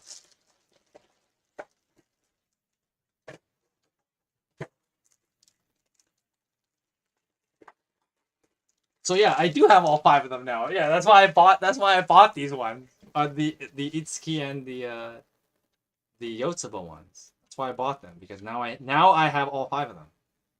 Assuming I can get this thing pegged in properly. What is happening? Which way does this go? No, I had it right the first time. Why is her foot not going in then? There you go. Let's go a while. There. There's Itsuki. Hers is at a weird angle because she's actually angled. Like, this is technically the front, like this. So now I can say, Nino, move aside for a second. I have all 5 of this set. Put Nino down here for a second. I have all 5 of them. Don't know how well you can see that. The Miku one is weirdly placed, though. I don't know why the Miku one is like this. I'll show you in a second. I don't know if I've shown you the guys the Miku one, because I always put the Nino and the Ichika one in my background. But there's Ichika, and the Miku one is like, first of all, she's not even stabilized.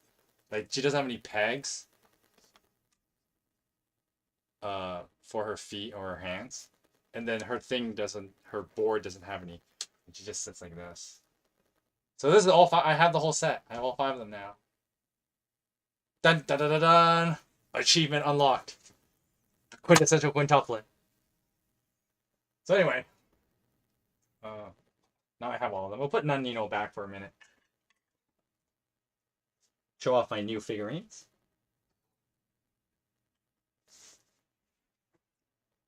And then okay, so we good on that for now. So, oh crap, we have like 20 minutes left. There are tons of other ones, but I ran into a problem. You'll see what the problem is very, very soon. This was the store that I was at because I was showing my buddy. Oh, this is the store where I got those super cheap, um, quintessential quintuplet stuff. Now, is it here? Oh yeah, there's actually something I forgot to mention about the D4 Fes. Another thing I ended up buying while I was at this store that you see here.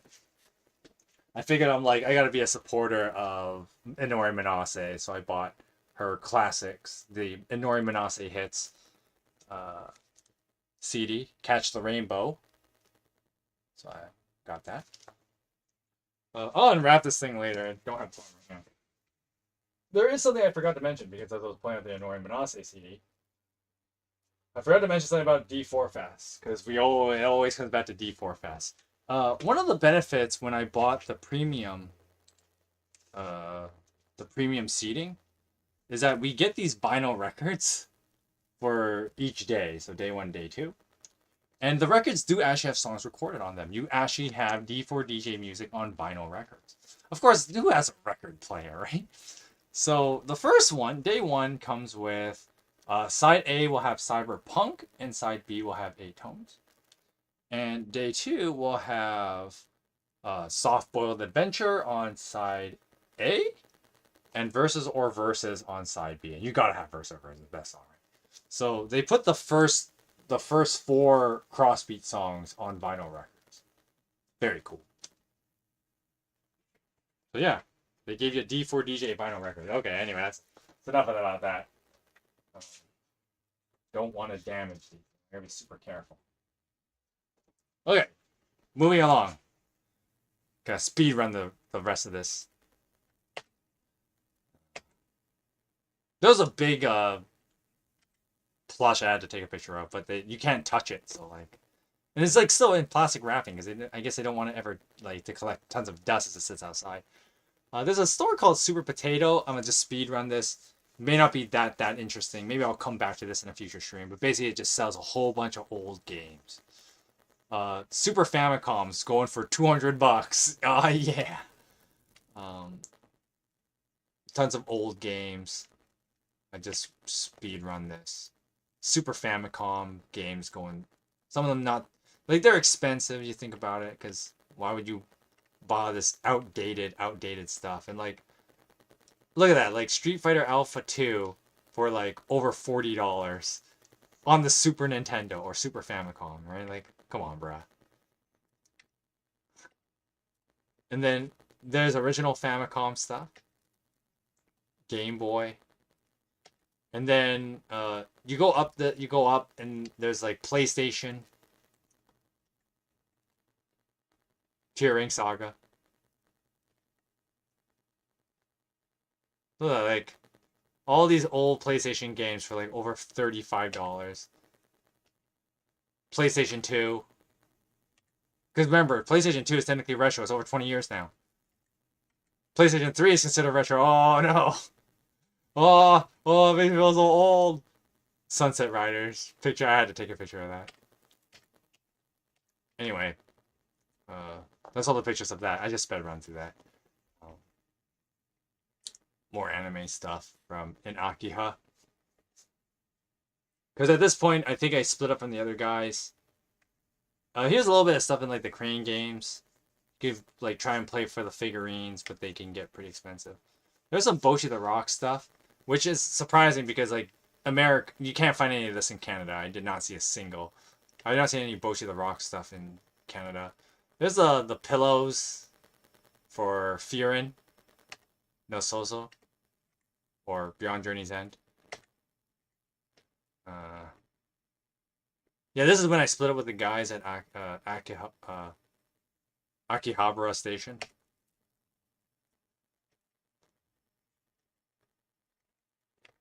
Went to some place, had some pizza. What's this? Thursday morning? Where did I go Thursday morning? Trying to remember. Anyway, I stopped at the cafe before going there. So I had some coffee and a sandwich.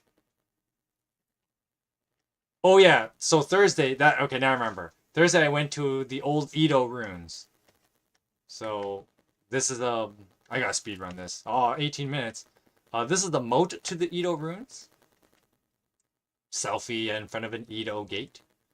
So, a little bit of Japanese history. Edo is the original name of what is now Tokyo.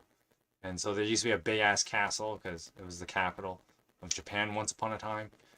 Place got burned to the ground, and then they revived like the base of it, which is what I'm standing in. This is the base of what is left of the old castle. And then the rest of it is just now like a park. So, just taking some bamboo, whatever, speed run. Nice flower. And you get a look at like their longhouses, their barracks, a watchtower, another longhouse, more longhouses. And so there's like a bunch of old like remaining pieces of a wall.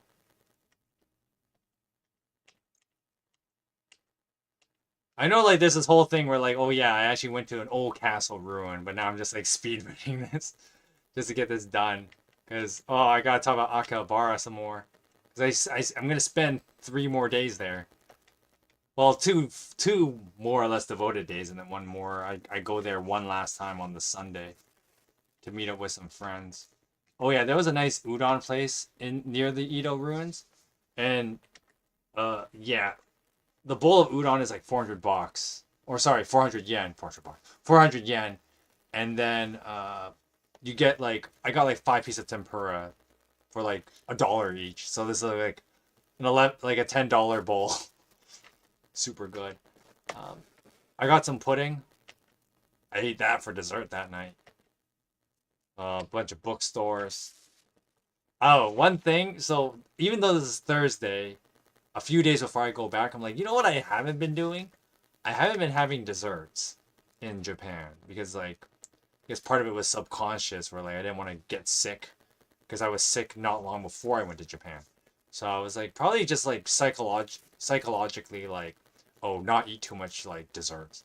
But on Thursday, I'm like, no, I need to rectify this. I bought myself a pudding, and I went for a parfait. Oh yeah, Japan is known for their parfaits. That's like their dessert. And I was like, dude, I've been here for almost 2 weeks. I haven't had parfait. I need to fix that. I had a nice matcha red bean parfait. It was mad good. That's all I have to say about that. Take a picture of some places. I wanted to check this place out, but I just ended up not doing it. Pictures of swords. Because of course I got to picture some swords, right? Flowers, more stuff. This is just me walking around in like that part of Tokyo. More shrines, more parks, more water, more flowers. Oh, there's a bunch of like little near one of the like near underneath the bridge. There's like all these little like small buildings, and they just a bunch of restaurants just take shop. I had more meat on skewers. For this place was cheaper than the other place. This place was like 5 sticks for 600 yen. Get some soup to balance out all that meat I'm eating. Picture this is actually a nice pic of just boats at night in Tokyo along the river. Me eating that fruit pudding. It was mad good. So Friday I went back to Akihabara. I met up with my cousin again, and he met up with some of his friends, and they're from Vancouver as well. So all 4 of us are from Vancouver. We decided to go to Akihabara again. Well, for me as the second time. Hololive, tons of Hololive stuff.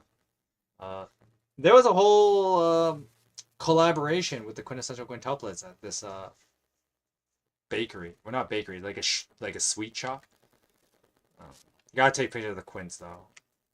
Gotta take some selfies with quints in the background. Because I love me my quints.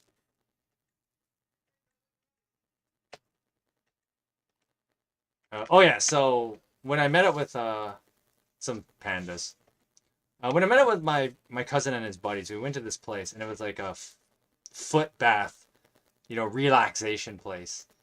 Uh, there's a bunch of stuff there. So what you're seeing here, it's not a very good picture. You can't tell, but basically this is water. It's like hot water, super hot water. Um, you get to you pay like just over 1,000 yen to soak your feet for like 45 minutes, which is exactly what I did. And hashtag foot pictures, feet pics. You get my feet pics. Anyway, after 45 minutes of that, go to some places. We had some steak. Ew. For the record, I have good feet. We had some steak in Japan. Pretty good stuff. I did not have takoyaki. I did not have taiyaki yet in Japan. And I've been here for like almost 2 weeks. I rectified that and had 2 right there. Good smiles. Some cute Evangelion models. Cute other Gundam. Tons of Demon Slayer stuff, of course. Tons of My Hero stuff, of course. Spy X Family. Tons of figurines. This is just me taking tons of pictures in Akihabara. Okay, so the next thing is we're at an arcade and there's this game. I'll let this one play. This video I already have on YouTube because I was like my sneak peek for this video. So it's me just being awful at this game called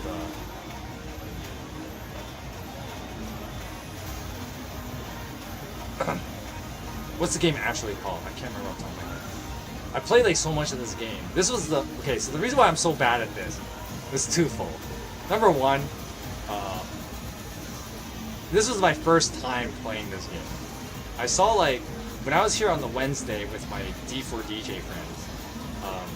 One of them, he was playing this game for a little bit. So I was like, oh, this is pretty cool. It's a rhythm game, and Japan has tons of rhythm games in their arcade. So I was like, oh, like I want to try this at a later point. And I was hanging out with them, and we didn't have time. We were watching someone else play. But another reason why I'm so bad at this, not only is it my first time, I was being super arrogant. I was like, oh, you know what? I can play expert mode. I got this. I do not got this. So I was playing Floor Killer on expert mode because I'm like, oh, it's got D4 DJ music in this game. It only had 2 songs. But I thought I could do Floor Killer on expert, and I was quickly proven that I was dead wrong. And that's just like newbie arrogance is what that is. Alright, so I play again. I don't have time for it right now, but I play on an easier one and I make it through that one fine. That's what the game is called. Chinitha Luminos, that's what the game is called. And basically how it works is there's this panel in front of you. And what I didn't know when I first played is that there's also these panels where like you lift your hands at certain times or you slam your hands back down for certain like parts of the song, which is what I didn't know. Bunch of Gundams. Wing Zero at the bottom. Tons of Gundam. Oh yeah, the Gundam Wing Group. More robots. Cute girls. And more shops in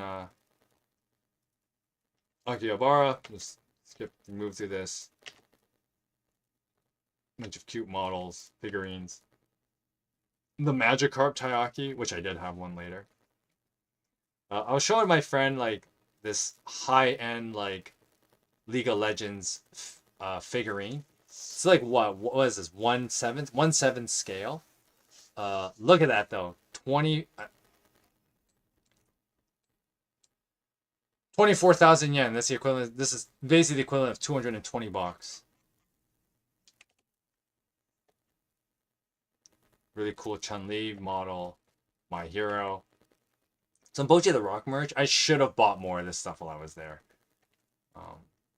But I was like, the funds were beginning to drain at this point because I had bought so many things. I went back to the D4 DJ store. I think that's where that picture comes from. No reason why it wouldn't be there.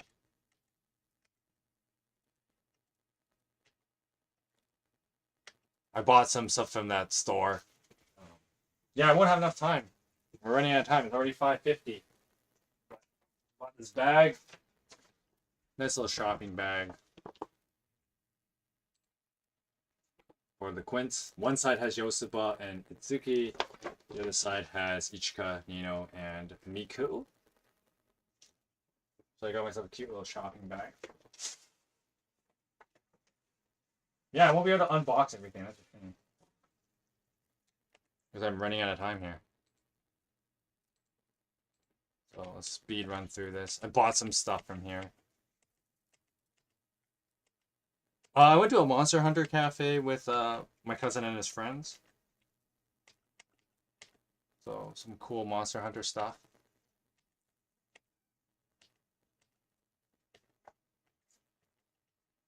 Yeah, there's like the whole thing where like you could play Monster Hunter at the cafe. I mean, it wouldn't be Monster Hunter cafe. Some sweets. These are my cousin's friends. I have this coaster. I had some French toast and I had like a chocolate mint ice cream. Had to try it. More desserts. They had a neat little parfait that has a lot of sugar right there. A few other things. There's like a bunch of cafes with the Monster Hunter cafe. There's like a Final Fantasy one. Didn't go to it obviously because like each of those cafes there's like a sit-in fee as well. So Warhammer, more figurines, models, acrylics. Xenoblade Chronicle. Yeah, that's all you get. I did buy something from there. Not that one. I can't do the unboxing right now because I'm running out of time. But I got this M. So when Mio's alternate Mio or Mio Prime got this cool little acrylic. I'll probably unbox these at a later time because I don't have time right now. More Hololive, of course. A bunch of figurines, take pictures of them. That was a nice 2B.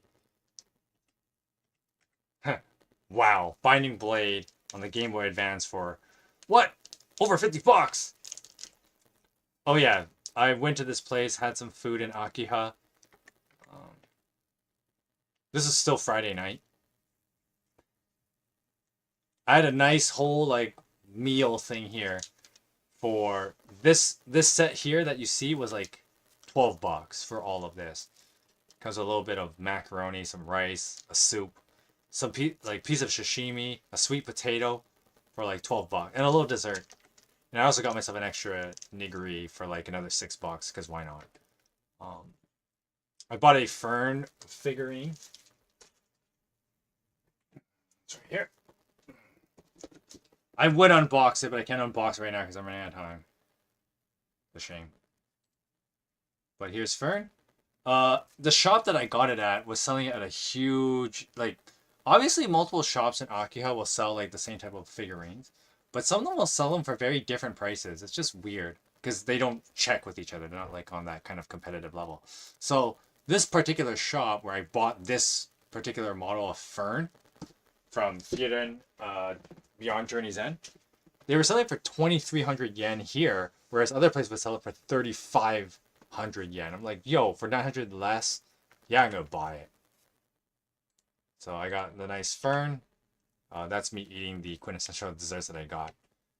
And I do have like, you get pins with them, and that's what's in here, but I don't have time to unbox them. Saturday. This is Saturday. Going back to Akiha again. I had my first Japan crepe. You know, this trip around. I didn't have enough desserts, I think, because I didn't want to like get sick, I guess. I had a little bit of paranoia, but Club Marion. Huh? I had some takoyaki, of course. You gotta have takoyaki in Japan. I had it twice, but I only took pictures of it once. And then I ate a crepe. I had a... Oh, I didn't take a picture of me eating it. Because I put it on my WhatsApp and sent it to my sister, but didn't take a picture of it on its own. My phone's weird. I ended up buying a Sailor Saturn figurine. I think I show it later. get one for my sister kind of thing.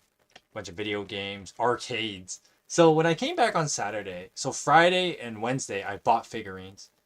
Saturday, I came to play video games. And I played a whole bunch of fighting games, because they have tons of that. Some more stuff in the arcade. And then, oh god. A maid cafe with the worst name. Why would you call it that? Why? Why would you do that?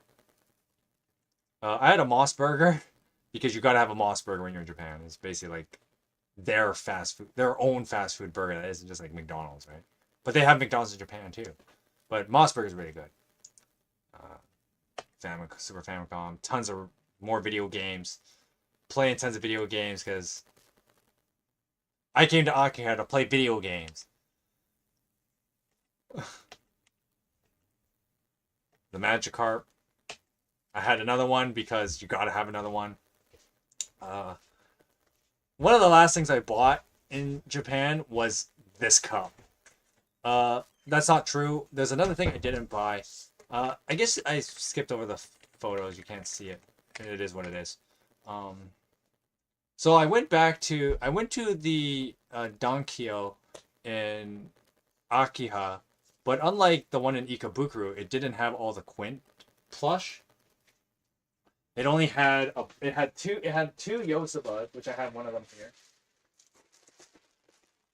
And it had a Nino and basically there were only 3 plush left in the Akiha Donkyo. It had 2 Yosebas and a Nino, and I bought all 3 of them. And the reason why I did that was because I bought souvenirs to bring back. And so I bought some for souvenirs. That's what you see in the lower part of the picture here. In this box is another figurine, because I bought a Nichika from Bochi the Rock. So no, I can't unbox it now. I got it pretty cheap. It's only 1,200 yen. Oh no, I'm running out of time. And then I bought a cup, because you gotta buy a mug when you're on vacation somewhere. So I bought a quintessential quintuplet one, of course. So yeah, that's the speed run of everything in this picture. I went to another fast food? No. Yeah, it was another fast food in Akiha. Bowl of basically a katsudon. And then, oh man, there were so many sweets. I bought the strawberry cake and I ate that when I went back to my hostel. More Hololive, of course. That's me eating the cake. And then Sunday, I think I'm at Shibuya again. Shibuya Crossing. The 109 again. Don Quixote. I had some wagyu and pasta. I went to a mall. Had another strawberry daifuku. And then I went to this place here. The Fruit Parlor Kajitsuen. And had the most expensive parfait.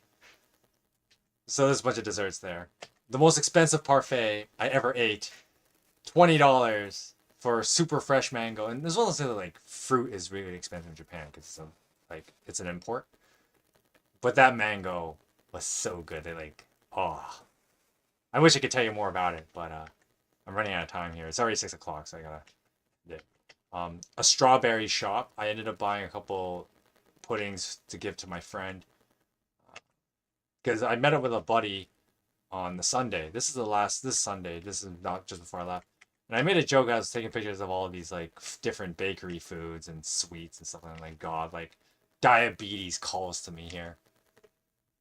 I just realized the sound died the whole time.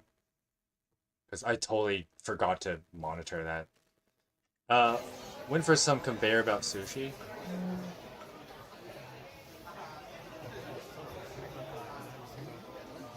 And you can just see our stuff is coming. No. Our things my friend's face. Here. Yeah, a buddy of mine. We met up and I took him for sushi. And I taught them things, let's just say that.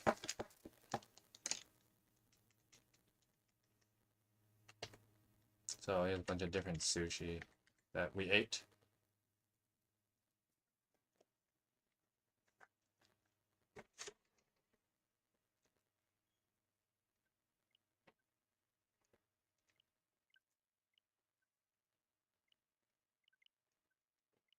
The sound died. Oh well.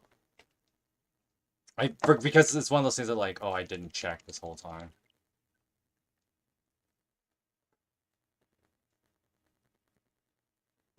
Huh?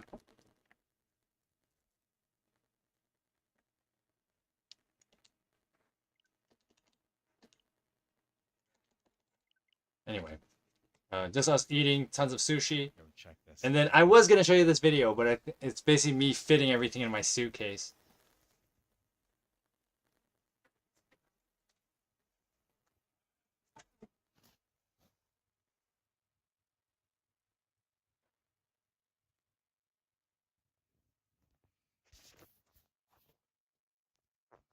I had to fit a lot of stuff in the suitcase, but I don't have time to show you all that now. Maybe I'll post that as like another video at some point of me fitting everything. And this is me saying, see you later, Japan. Monday comes around. I'm wearing that Peaky hat, by the way. Wearing tons of D4 DJ merch on my way back because I have to wear the expensive stuff on the way back. And some desserts. Departure. Bye, Japan. And this is a picture of all the merch stuff before I unboxed it. And I can't unbox all of it now, unfortunately, because it's already 6:05 and the stream's gonna end now. I've been on here for 4 hours. Even 4 hours wasn't enough time to do all this. Maybe I'll do maybe like tonight I'll probably like do another film of like actually finishing unboxing everything, and then I'll upload that as a video. Unfortunately, I just don't have enough time. But I will do an unboxing video of more stuff and unbox everything for you guys. So, and of course I gotta figure out how to fit all these things into my my little display thing. So, with that said, this is gonna be the end of the stream. Anyway, this is gonna be the end of the stream. Wow. See, 4 hours wasn't enough. I will make an unboxing video where I unbox the rest of the stuff. I got tons more stuff, so I'll show you guys in a. I'll film it after this, but I gotta do some stuff before other things tonight. So, but for starters, I gotta go cook now. But this is gonna be the end of the stream. Hope you guys enjoyed hearing me talk about Japan, mostly about D4 DJ because there was a lot to talk about there. But with that said, we're gonna be back to stream on Thursday. I'm not sure what I'm gonna stream on Thursday. Honestly, I don't know. I'll make an unboxing video. Probably post it tomorrow or something, just so you guys have it as the quote-unquote continuation / supplement to this stream. With that said, hope you guys have a great rest of your night, and I will see you guys tomorrow, I guess, for the unboxing of more stuff tomorrow. Until then, I hope you guys have a great rest of your night, and God bless you.